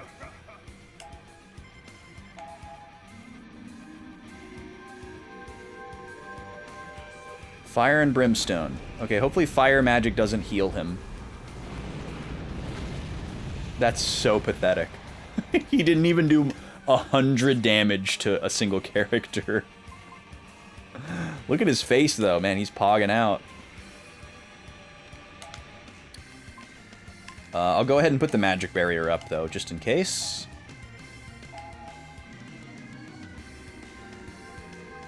We're about to get hit with another ad. Okay, good. Fire's not healing him. I feel like his change in, like, position means something. Like, maybe he's charging up for some different kind of attack. Especially since that first one was so pathetic. Oh, yeah, there's multiple targets now.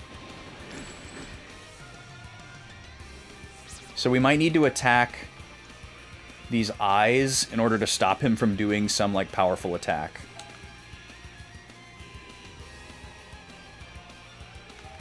Where is he in the turn order? Okay, so even if we fully charge, it goes off before his action. Let's see if we can get the same for Morrow on the left eye. Yeah. So maybe we can just kill these eyes before he does whatever he's planning to do. If they're considered ads, I would be surprised if they had more than 2,000. And then everyone else can keep attacking the center, the main target.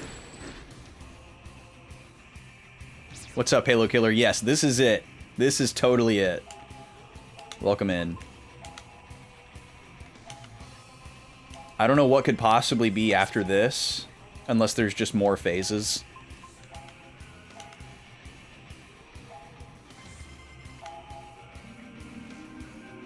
I feel like it's got to be credits. Cutscenes and credits after this.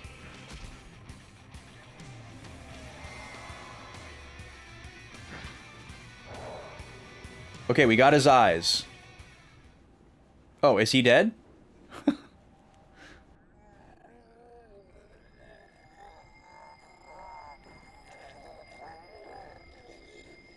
So this actually isn't Nene.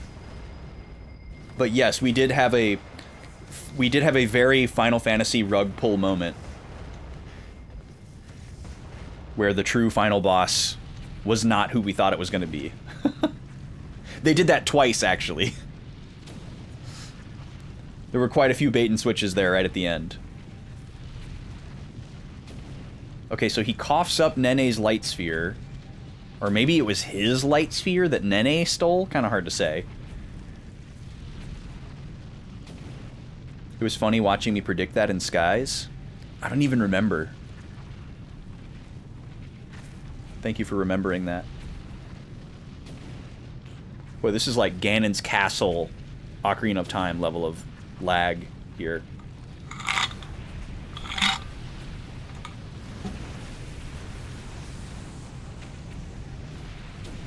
I remember that final gauntlet of Skies taking a really long time, though. I vaguely remember how tired I was and how long that stream was. It was like 2 hours longer than it was supposed to be. What if he, like, gave us the finger before his hand disappeared?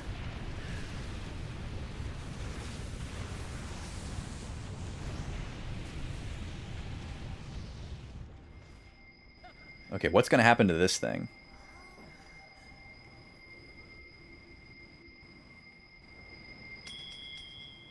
Yay! It's all over now. The fighting, anyway. There's still more to be done. The world, we need to restore it.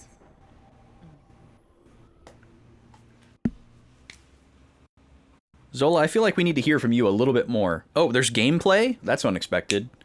Okay, we're about to get hit with an ad, so I'm just going to write really quick, and then I'll be back in a few minutes.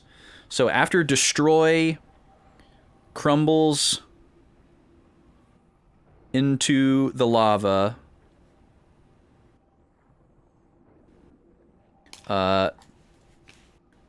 Nene's light sphere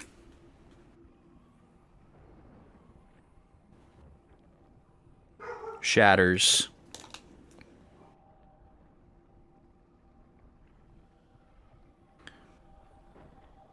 We need to find a way to restore the world.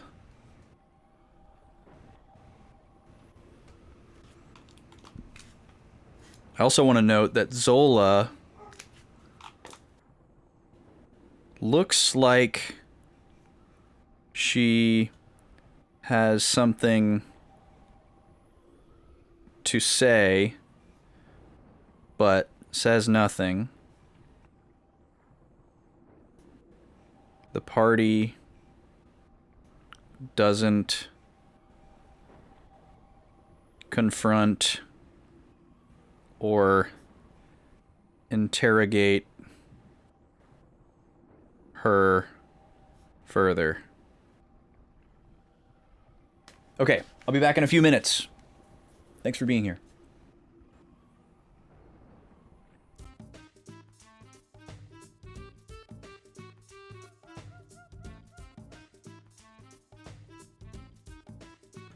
Yeah, 999 is max HP in this game. Oh yeah, I keep forgetting to mention the pinned chat, which is why I pinned it.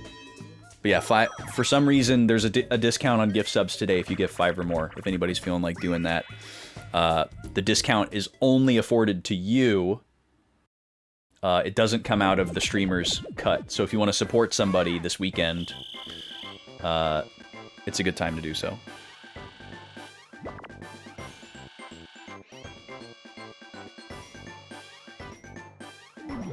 Finish!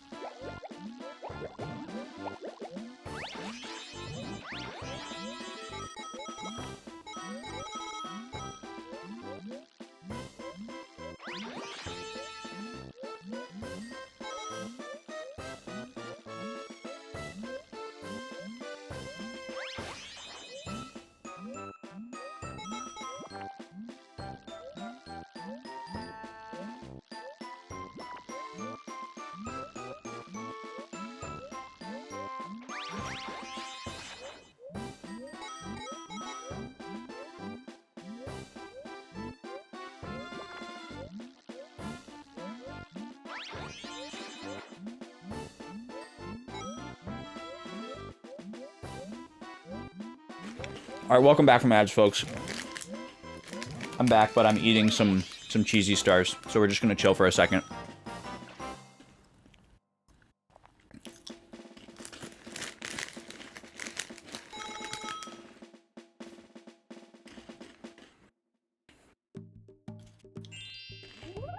Listen to this bop.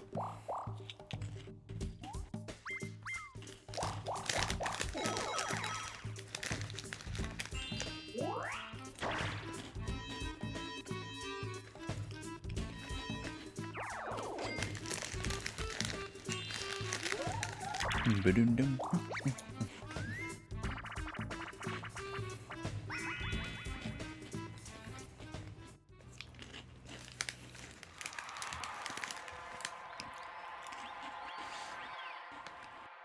Oh yeah, the skies thing, that's right.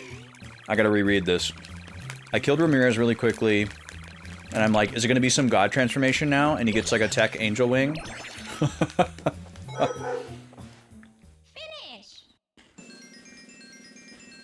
The insta-death magic. Discovering petrification and insta-death in skies were also great moments. I don't really remember that either.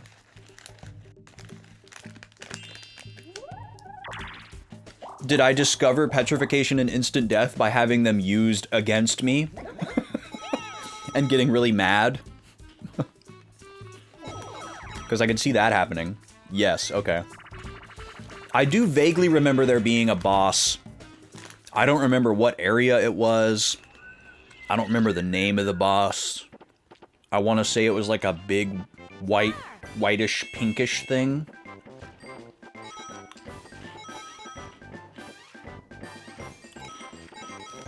That did one of those two things to me, either instant death or petrification.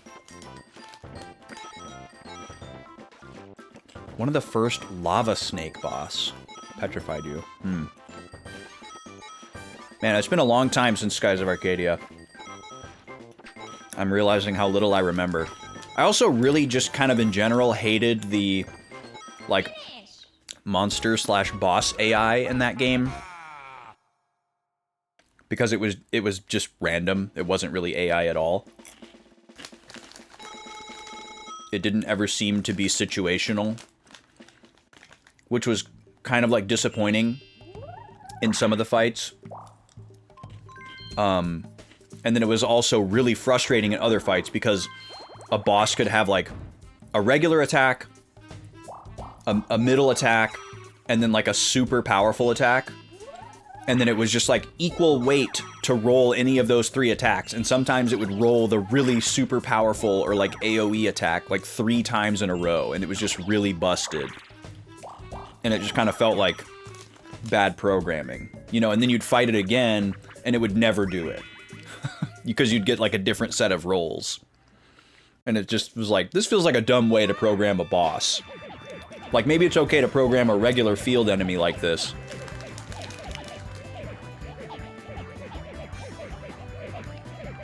But I remember being consistently frustrated with the boss fights in that game for that reason. Because it felt very luck-based. The same boss against the same level and configuration of your party with the same tactics could give you either a really easy fight or a really hard fight, just depending on luck.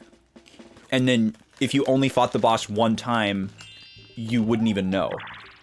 You know, you wouldn't know that you got a lucky or an unlucky fight.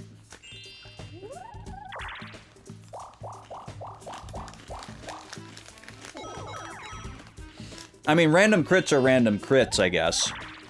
Like, that's fine. That's to be expected, at least from me. But I guess if you're like, if you're critting more often than you're not, then something's wrong, you know?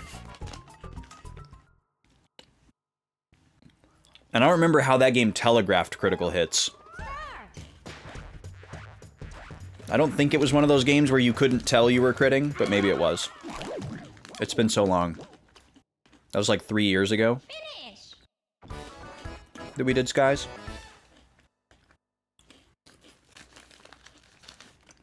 Oh, the super moves could crit. Yeah, that's kind of wild too.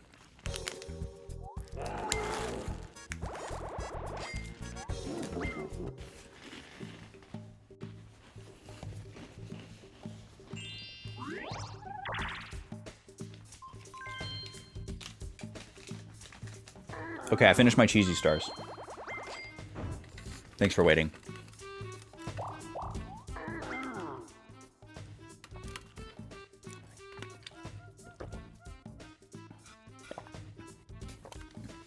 Okay, damage number would turn red, separate animation. Yeah, that's good telegraphing then.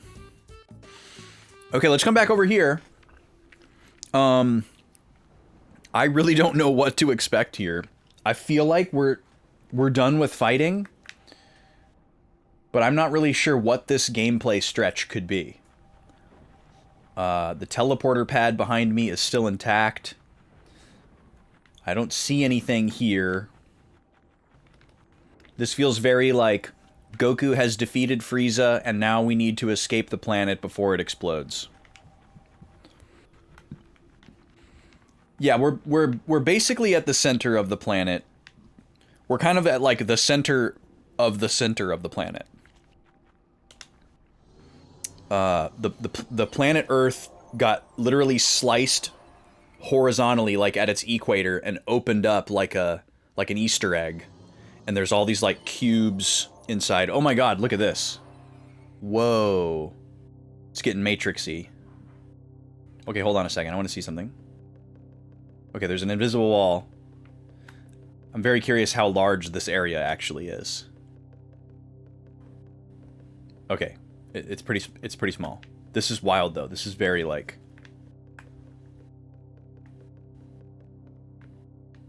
What's going on here? This is like the controller. Boop. Is only one button, so must press one button. So this looks just like the model that we saw in Zola's memory. That Nene had in like his office. So this is presumably a representation of what's going to happen. Well, Maro's happy.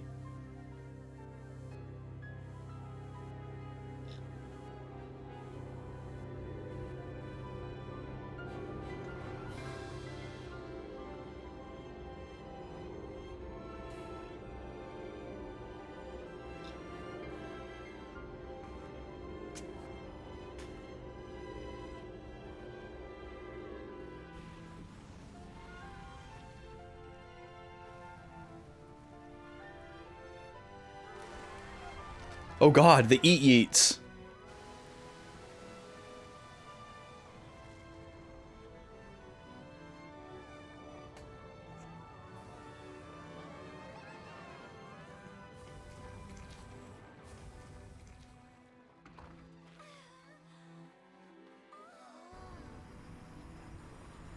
Wow.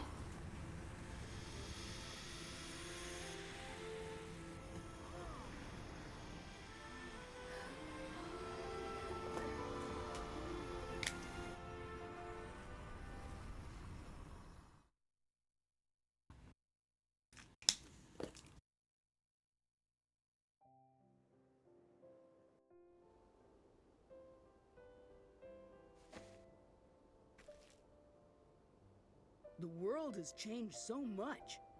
I think I'm gonna have to find a new kind of flower.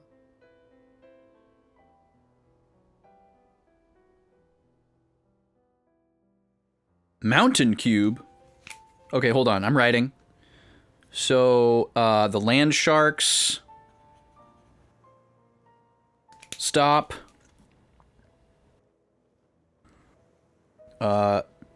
We see various locales freed from Nene's magical shackles.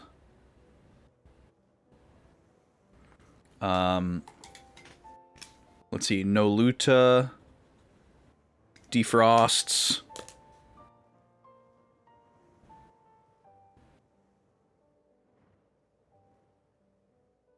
The eats.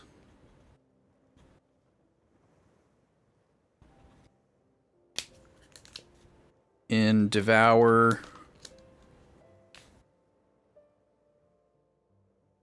Stop moving.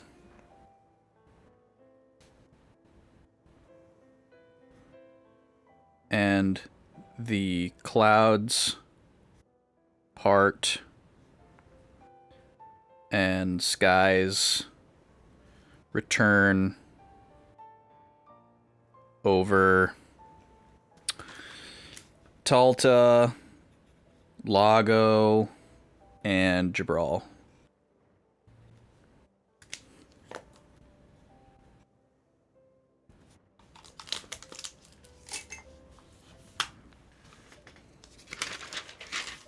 So this feels very Majora's Mask all of a sudden.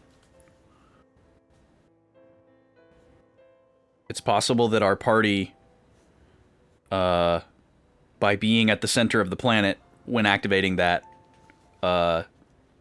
didn't make it out or didn't get to go back to the surface, and maybe we're still, like, trapped in the center of the planet, but it's, like, peaceful. So it's just Shu here. The Mechat is here, which is kind of interesting. What if there was, like, a bunch of stuff here that you could, like, examine? That would be so silly.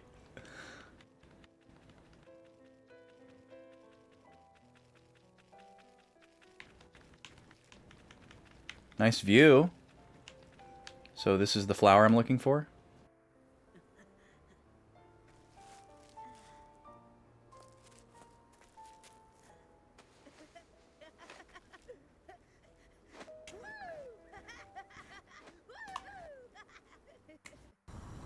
Wow, that was very, very Gohan. Okay, so we're still in the cube worlds.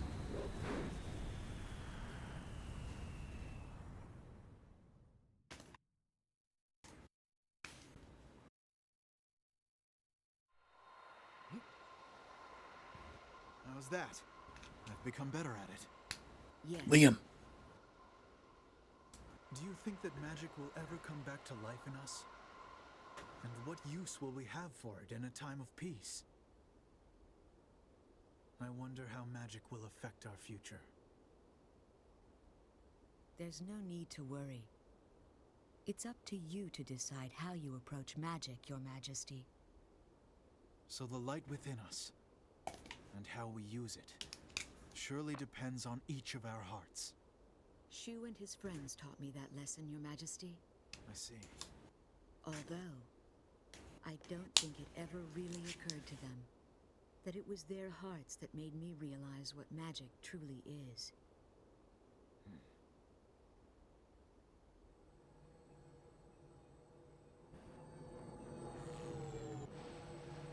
Oh, okay.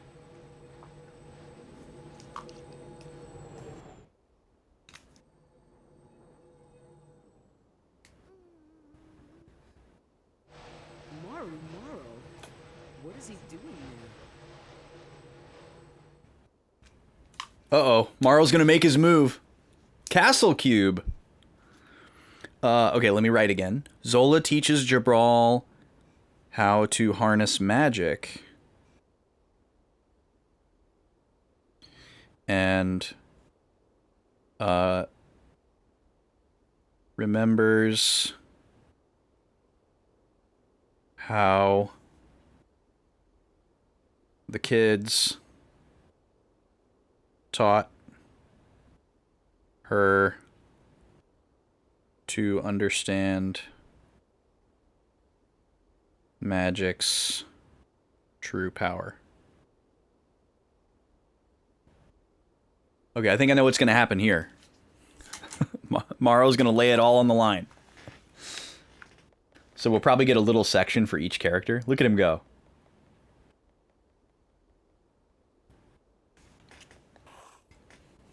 Were you there the whole time? What?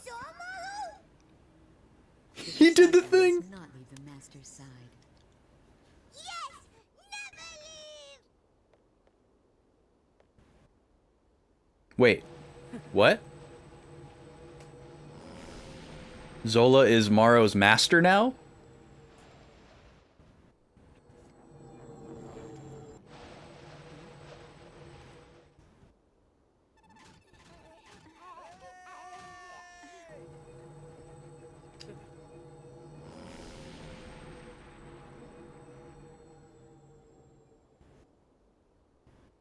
Is that supposed to be Tulsa?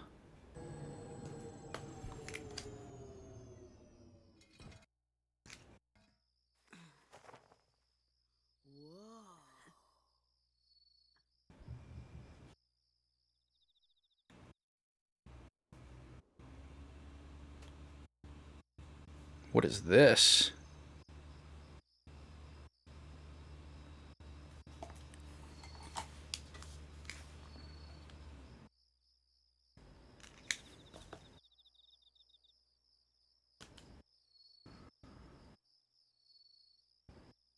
Then lands at a lonely nighttime house.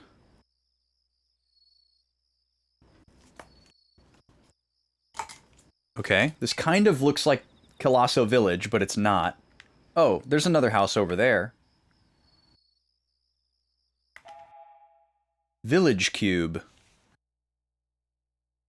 Okay, hold on. I'm going to write down some of these locations. Mountain Cube. Village Cube.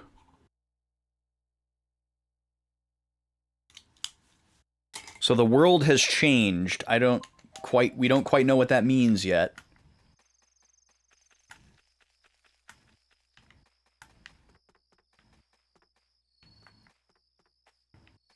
How dare you say that, Gooby? If that's going to be anyone's catchphrase, it's mine. Oh, the Nothing Man!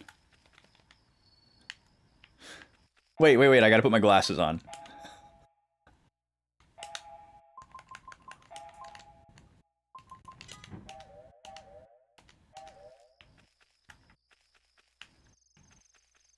That's so funny that if you were trying to, like, get them all, you have to get to this point. Look at all these nothings. Haha! We might as well, right? I wonder what he's gonna say.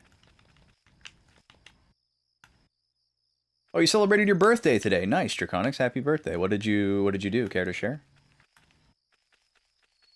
I'm assuming since you brought it up.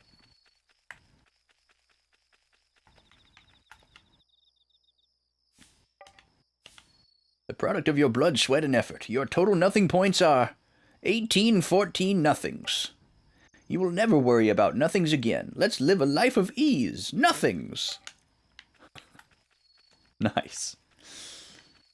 I did find out that there are exactly 2,000 in the game.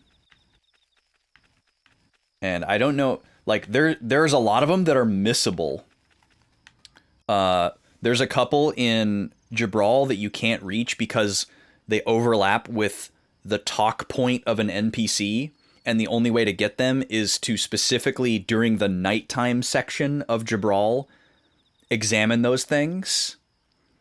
And that's a story-based thing that doesn't ever happen again. So if you don't get them during that nighttime stretch, you won't be able to get them anymore. And then also in Mural Valley, I discovered there were a couple of missable ones because I tried to get them and I couldn't, because when you defeat the murals in certain spots, chests will spawn, and some of these chests will spawn in front of a rock that is examinable, and some of them have nothings in them. So if you don't examine that rock and get the nothing out of it before you kill the mural that spawns the chest, that nothing is just trapped behind there. So God help you if you were bonkers enough to go after that achievement.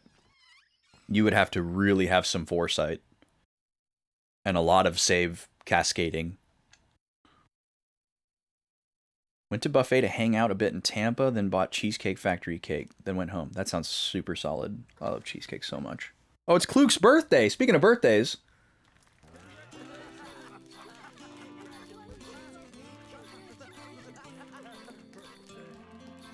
Now, let's all sing.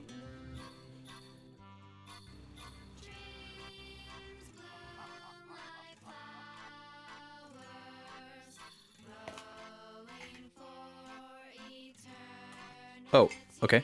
This song is very Fantasy Life. So inside the cottage, the Taltons and Yasato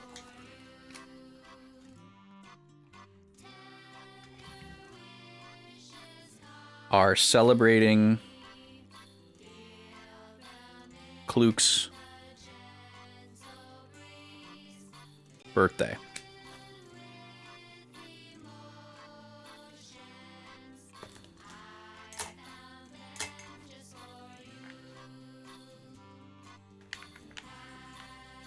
Oh, the Devi are here as well. The Taltons, Devi,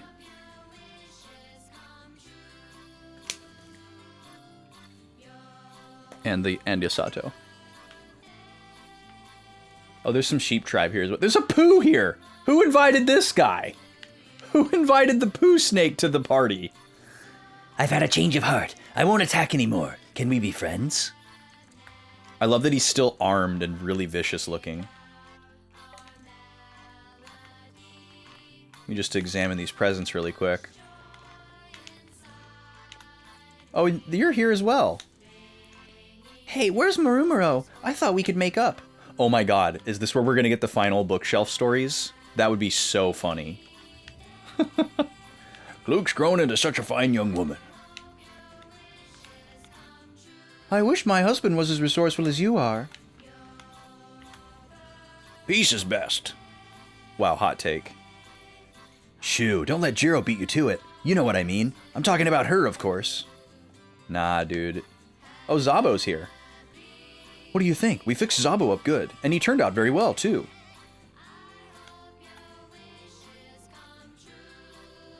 I'm so very happy. Why? Because he is right next to me. Oh. My name is Zabo. The scientists at Jabral fixed me. I really don't have many memories of the past, but there are times that I want to aim a gun at people. Well! We might need to do something about that. Do we know anything about programming? That might create some issues. I'm 100% screenshotting that. Is Pooh supposed to be a play on DBZ Boo? I mean, other than being a product of Toriyama's mind, I don't think so. I must have been a bad person. Lady Zola says that it isn't so, but... I don't think Zabo will harm anyone, but we've been ordered to watch him just in case. It would be a shame to tell him, so please keep it a secret. Oh, look, Guru Guru and Surasura are here. I wonder if their quest was truly optional and they wouldn't be here if we hadn't done it. Long life for those who take the righteous path. I won't forget that you brought joy to my life. We will always be friends. Oh, let me grab one more nothing.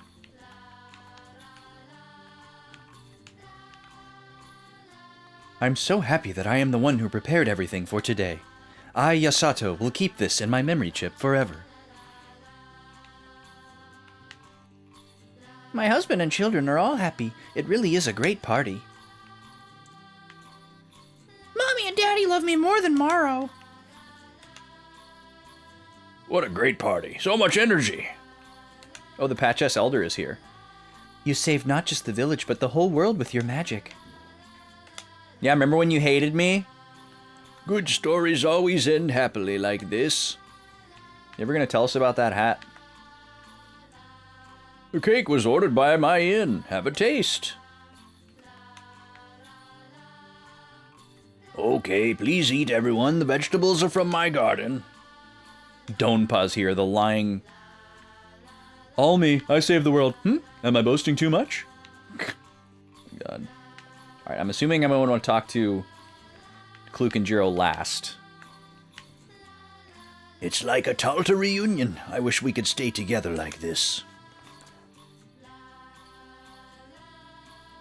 I'm just going to cross this out to say everyone is celebrating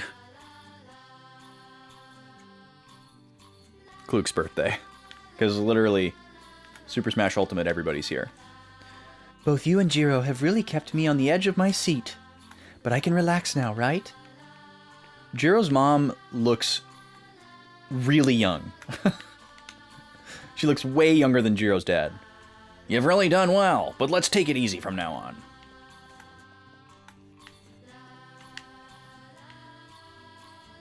Marl will regret that he's missing all this food.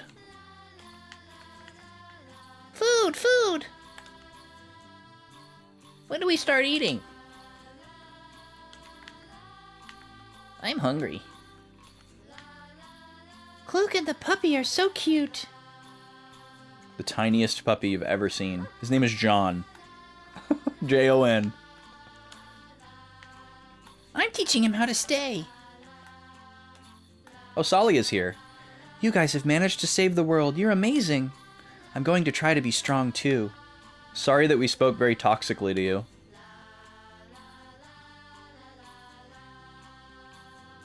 Wow, Gooby.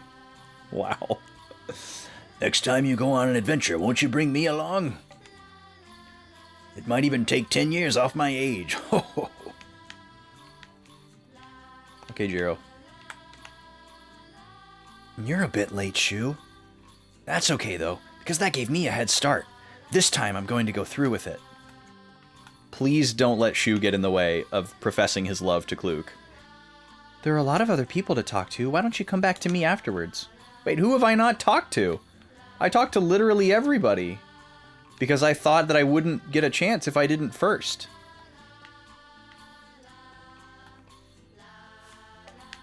I've literally talked to everybody. There's nobody that I skipped. Yes, Shu? Oh, okay, here we go. Wait, will you give Kluk the rare flower? Can I say no? Because it's too romantic? I kind of want to say no.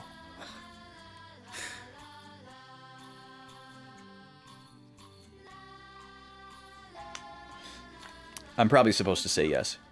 Happy birthday. Oh my god! Thank you, Shu. He's doing it too. So, Jiro, have you given Kluk your present yet? Not yet. Listen, you two. I still don't know. Here, this is your birthday present, Kluk. Oh, it's lovely. Thank you. Well, that's so unlike you, Shu. Well, it's a new world out there, so I figured there was gonna be new flowers around. Yes, I've never seen one like it. Yeah, I know, it's great. Boy, you have no idea how hard it was to find either. Kluk, you know, a while back there, I started to realize that. Oh, wait a minute. Here's my present. Thank you, Jiro. Jewelry. May I open it? Please. More jewelry. Wow, this is lovely too. I could make it into something pretty for you to wear. Maybe a pendant or something for your hair. Just tell me whatever you Dr. want, Seuss. and I'll make it for you. Me too, Kluk. Ask me, I could make you something too. Anything. But your flower will die. Well, we could turn it into a dried flower, or we could make it into some potpourri. Kluk, you're always taking his side. That's not true. Kluk, you have to make a decision. Oh my god. Come on, tell us already. Which one of us do you like?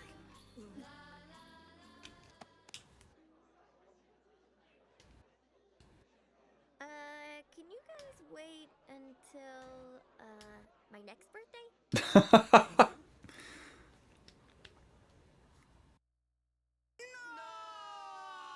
Wow. Sitcom moment. Look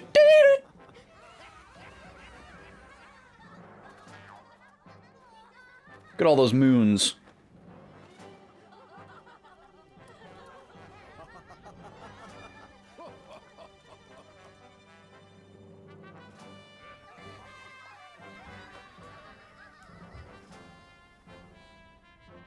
Ah.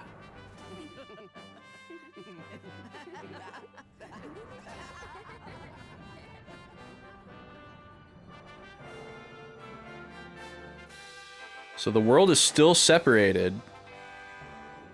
How did everybody else get down there? Credits! Finally! The Gooch! Oh. Shout out to the Gooch. Let them credits roll.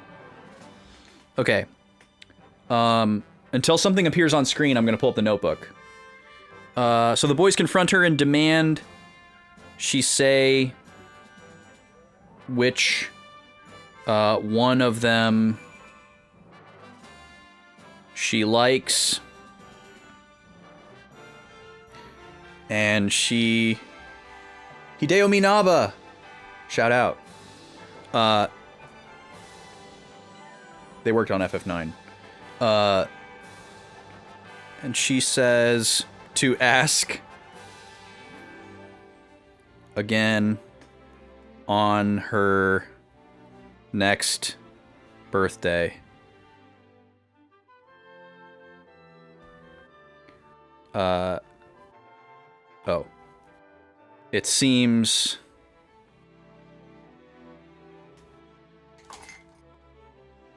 Shu began to develop a romantic interest at some point. Yeah, they didn't really do a love triangle, Halo Killer. It was more like Jiro thought that Shu was also interested in her, but he saw her more as just like a close friend or like a sibling. But I guess like over time he became more interested, which is actually kind of cool because it's a very like kid thing that would happen because they're not people that should really be thinking about this kind of stuff, you know? They're like too young for it. And then also I want to write, it is revealed before the credits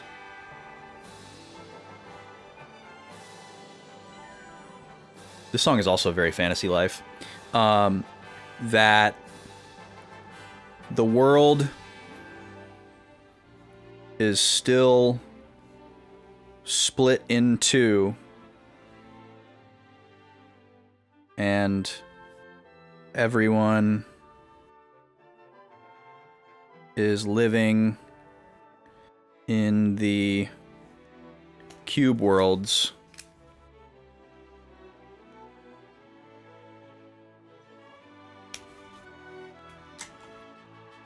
But happily.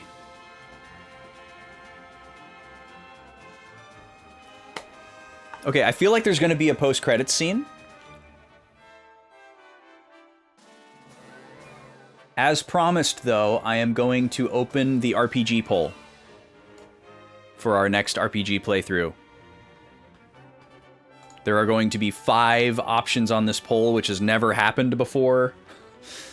I've got a lot of anxiety about it. But there's a pretty amazing amount of variety for all of these games being RPGs. So, let me get this up here. So y'all can go ahead and start getting your votes in.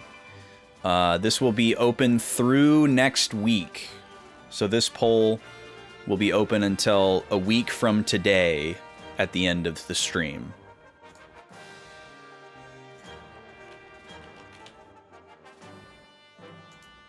Poll is live in Discord. If you want to vote on what game I play next, you have to be there.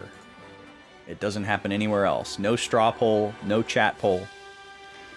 Discord only. That is your only obligation, or your primary obligation, to join the Backlog Boys Discord. All words composed Uematsu. All words composed Sakaguchi. Interesting. I like that they're crediting the recording engineers. That's very rare. And nice to see.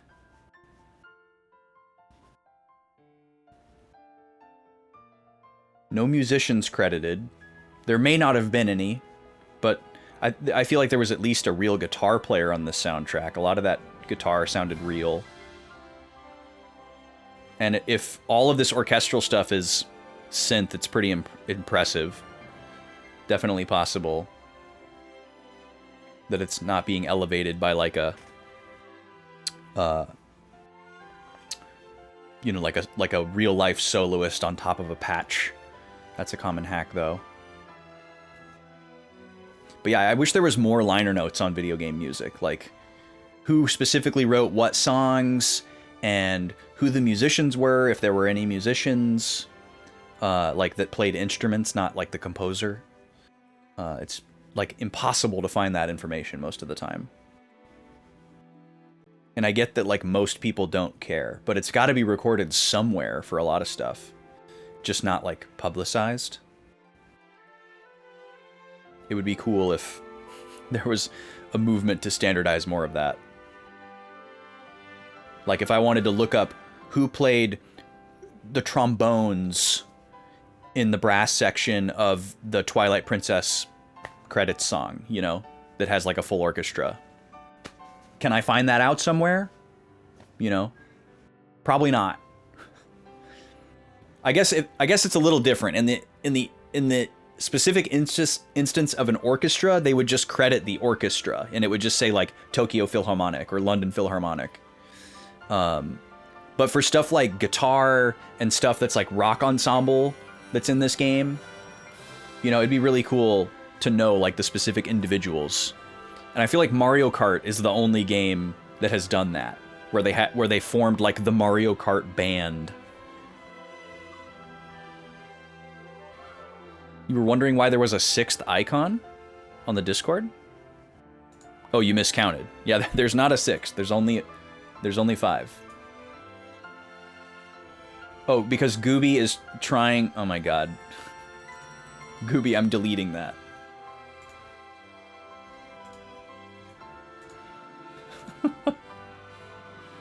Unbelievable, dude.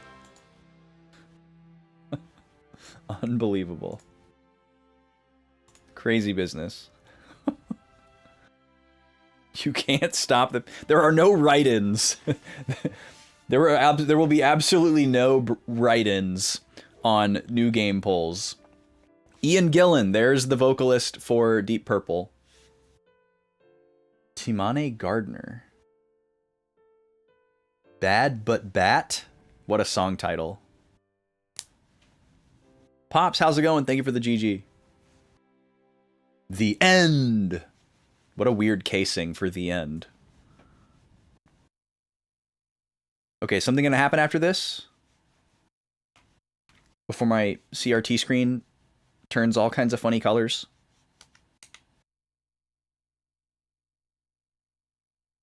Okay, I was able to press A.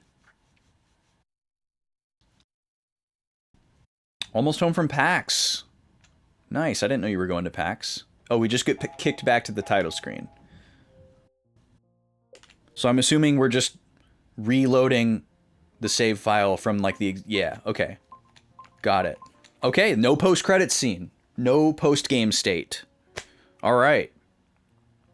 Well, there we go. So let me see. I'm going to write down my final saves here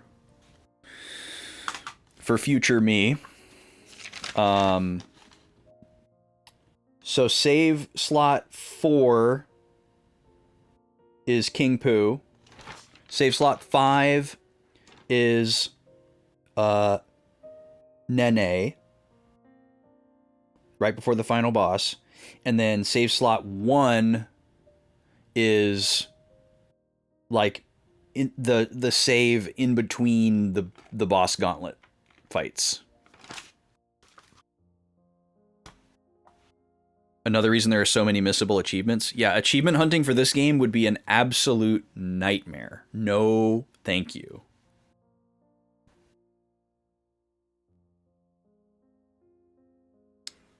Oh, Secret of Mana was a game that was added to the poll, Draconics? I didn't remember that. If you only keep one save, you miss out on max level. It was nice that the game really super explicitly at the end told you to split your save. I appreciated that. Luckily, we knew we were going to do that anyways. Okay, so SSO4, SSO5, and SSO1. We'll call this one Super Bosses for later, if desired. And then slot 5 would be Final Boss, Redo. And then slot 1 is Mid, Final Boss, Gauntlet. Now, unlike some of the other RPGs we've played, there's not like a memory card that I need to clear off and back up at the end of this. This all just lives on a giant hard drive, and we won't see any of this unless we boot up this game specifically. So I don't have to worry about going in and like deleting the other ones to make room and like making sure that I don't get mixed up when I go to copy these over somewhere else. They're all just going to live on here. So Okay. We're done. We did it. We finished Blue Dragon. I have no desire to go back in and do Superboss stuff. But it's right there waiting for me if I decide I want to. So, with the rest of the time today, we're going to switch over to The Legend of Zelda Sealed Palace. And depending on how that goes today, it'll determine whether we play more of that or Pokemon next week for the filler arc while we vote on the new RPG. If you're just coming in, go into the Discord polls channel and vote for the new RPG because that just went live. There's trailers in there if you want to familiarize yourself with the game. I wrote a little description as well. Vote for whatever you want. Be chaotic. Mind the Discord despot. All that good stuff. Over the weekend, I will be working on digitizing my notes. Luckily, I've done most of it already. Otherwise, there's no way I'd be able to get all of it done over the weekend. But I might be able to get it all done over the weekend with the head start that I have. Luckily, all the VODs are already uploaded, except for the 2 from this week. So I'm hoping to have the first Blue Dragon VOD go up to YouTube actually tomorrow. But we'll see. I may shove the schedule to Monday because I thought I was going to beat the game yesterday to give me a little bit more time. But I still have to get all the notes in there. I guess I can have them go up with the notes slightly incomplete. I'm sure most people, of the like 2 people that will probably watch the VODs, they probably won't look at the notes, but whatever. Yeah, I have a carve out for Pokemon games, Halo Killer, where I don't do Pokemon stuff in the RPG slot, even though Pokemon's technically an RPG. And Colosseum is even more of an RPG than one of the vanilla games. But I'm never going to do a Pokemon thing on a Thursday, Friday slot. It's always going to be Tuesday, no matter what, even if it's an RPG. That's the exception to the rule. Pokemon is Pokemon. Anything else? I'm going to split my VOD recording, so I want to make sure. I guess, is there anything that anybody wants to tell me about Blue Dragon, or anything that they want to ask me about Blue Dragon while we're still on the topic before I kind of switch gears? I don't want to talk too much about Blue Dragon after moving on to Zelda, because on the off chance that someone is coming to this video later to see my reactions and stuff to whatever, I would want it to be in this video and not the stream that's not going to be uploaded, because I'm going to split this VOD. So, final call if you want to like tell me something spoilery or interesting about Blue Dragon that either I wouldn't let you tell me during the playthrough or just that you know of. Or if you want to ask me anything about Blue Dragon, now is your time. Final call. Do I give games a rating out of 10 or some other scale? I do usually try to write a review on my backlogged Grobby, which is out of 5, but it's kind of out of 10 because you can give half stars. So yeah, I will at some point put up a backlogged review for this game with a star rating. Overall opinion on battle system, it's a top tier battle system. It's such a great blend of things that are, here, let me put some music on because it's so quiet. Let me just, there's technically music playing right now, but it's like barely audible. We'll get the lobby tunes back on. Hi, Zine. The battle system is a great mix of things that are familiar and self-evident with things that are new and unique and interesting. So it feels new and different than anything that I've played before, but not in the way that something like Xenosaga is, where you have to like really lock in and like, okay, so this ties into that, and you gotta like what do these points do, and there's like, so you're spending like 30 hours learning how to play the game and maybe not even fully understanding some of the features, because it's like so complex. And that's kind of been like the whole like part about this game that sung so much for me is that it has all these like really simple, self-evident elements that make the game possibly appear rudimentary on the surface, but all together, like the sum of their parts allows for so many potentially complex and strategic situations. Like the charging mechanic for attacks and spells is so cool because it's such a simple idea, but it's so powerful in the way that it allows you to do all these different things. Like using it to shuffle the turn order, or to make a spell have a larger area of effect, or increase its potency. But if you increase the potency of the attack magic, it's at the expense of waiting longer to fire it off. And like all that kind of like basic give and take stuff is really compelling for me. Like it doesn't need to be hard to understand or like gate kept by anything in order to be a good mechanic. And you know, just good old fashioned line them up and whack them mechanics, you know, if it ain't broke, also works for me. But this is like right in that Goldilocks zone of like doing something different and interesting without being too far removed from the familiar, to be like immediately engaging. I think for most people, we've talked about this a lot throughout the playthrough, like the knee-jerk reaction to this game is that it's very basic and that there's not a lot of meat on the bone, either because of the way the graphics look, or if you saw like a really basic snapshot of the battle system or the job system, it would be hard to get a sense of those nuances that I've really enjoyed. And it's also hard to get a sense that there are like meaningful interactions between the characters, and they develop and they have relationships. There's something about this game that has like the Final Fantasy IX effect, where people look at it and they're like, oh, it's for babies. Yep, that one over there, that's for babies. Yeah, there's nothing cool on offer there. It's a cartoon. No good. I don't know what that is. I've never understood it.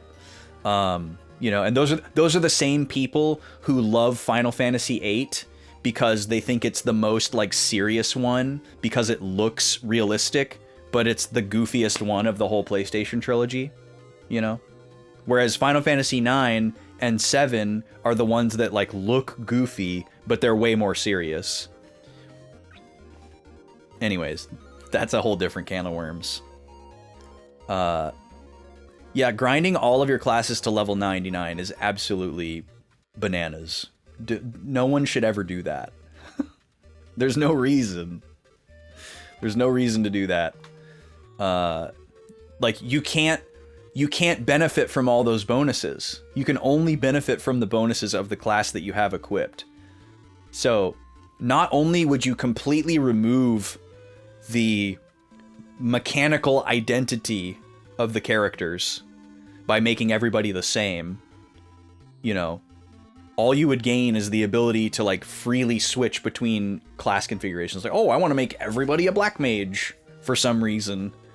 And just have everybody just fire off double spells every turn or whatever. That sounds so boring, and the amount of work that you would have to do to get there is bananas. You never understood the charging the moves and how far it pushes you back in the turn order? I could see it being really confusing if you played this game as a kid, but I found it very self-evident. But yeah, the achievements in this game are a little bit bananas. I have a feeling that since this is like an early Xbox game and a game made by people who came from Nintendo and PlayStation, like all those things were just kind of like, what do we do with this achievement thing? Well, we'll just goalpost everything that you can do in the game, you know? I can kind of see why they ended up with the achievement list that they did, but going after it is bananas. Wow, why does it matter if they're black or not? Zine, always finding a way. Black mages. The whole strat was that use the overworld shield in Infinite. Yeah, we did kind of like tap into that at a certain point, and I thought about potentially doing that. It wouldn't really be that difficult to do. It would probably take a long time. You'd have to leave your system on for a long time. But it would take basically zero effort, especially once you get past the point with the classes where you're not learning abilities anymore. Because every time you learn an ability, it would pause to like show you. So that wouldn't be good. But if you're not learning any more abilities, you'll just keep leveling up without a separate screen. Ask Indy about the White Mage story. Is it similar to the Pride Hat story? That's one of my favorites. Favorite song in the game? Oh man, that's a tough one. I really like. There's a couple of dungeon themes. I don't know what they're called, and I can't like hum them for you. But there's one that sounds a lot. It sounds like a lost track from Final Fantasy IX. And there's another one that sounds very kind of like Super Nintendo era Final Fantasy. There's a lot of really good songs in this game. I'd have to like revisit the soundtrack on YouTube and like learn the names of the songs and kind of get back to you on favorite song in the game. Favorite is always difficult for me, but I think I could probably build a top 5. Obviously the boss theme is like super iconic, but I don't think I would even put it in my top 5. It doesn't feel like a video game song. It feels like a rock song, which is very like separate for me. But it would be such a funny song to like bust out at a show with a guest vocalist or something. That would blow people's minds. Okay, I need to run the 6 o'clock ad, which is perfect. During the ad, I'm gonna split my VOD. And we're gonna move on to The Legend of Zelda Sealed Palace, which is a Ocarina of Time ROM hack. We're going to be playing it on an N64 via Everdrive. So it will be on original hardware. I've got Mario Party running on the Analog 3D today to free up the N64. But this is it for Blue Dragon. Thank you. I'll post updates in the Discord about when the VODs are going to go up. I'm sure most of you don't care, but I'll still post updates about it. And obviously go vote for the new game. Because it's open now. All right, I'll see you in a few minutes. Thanks for being here.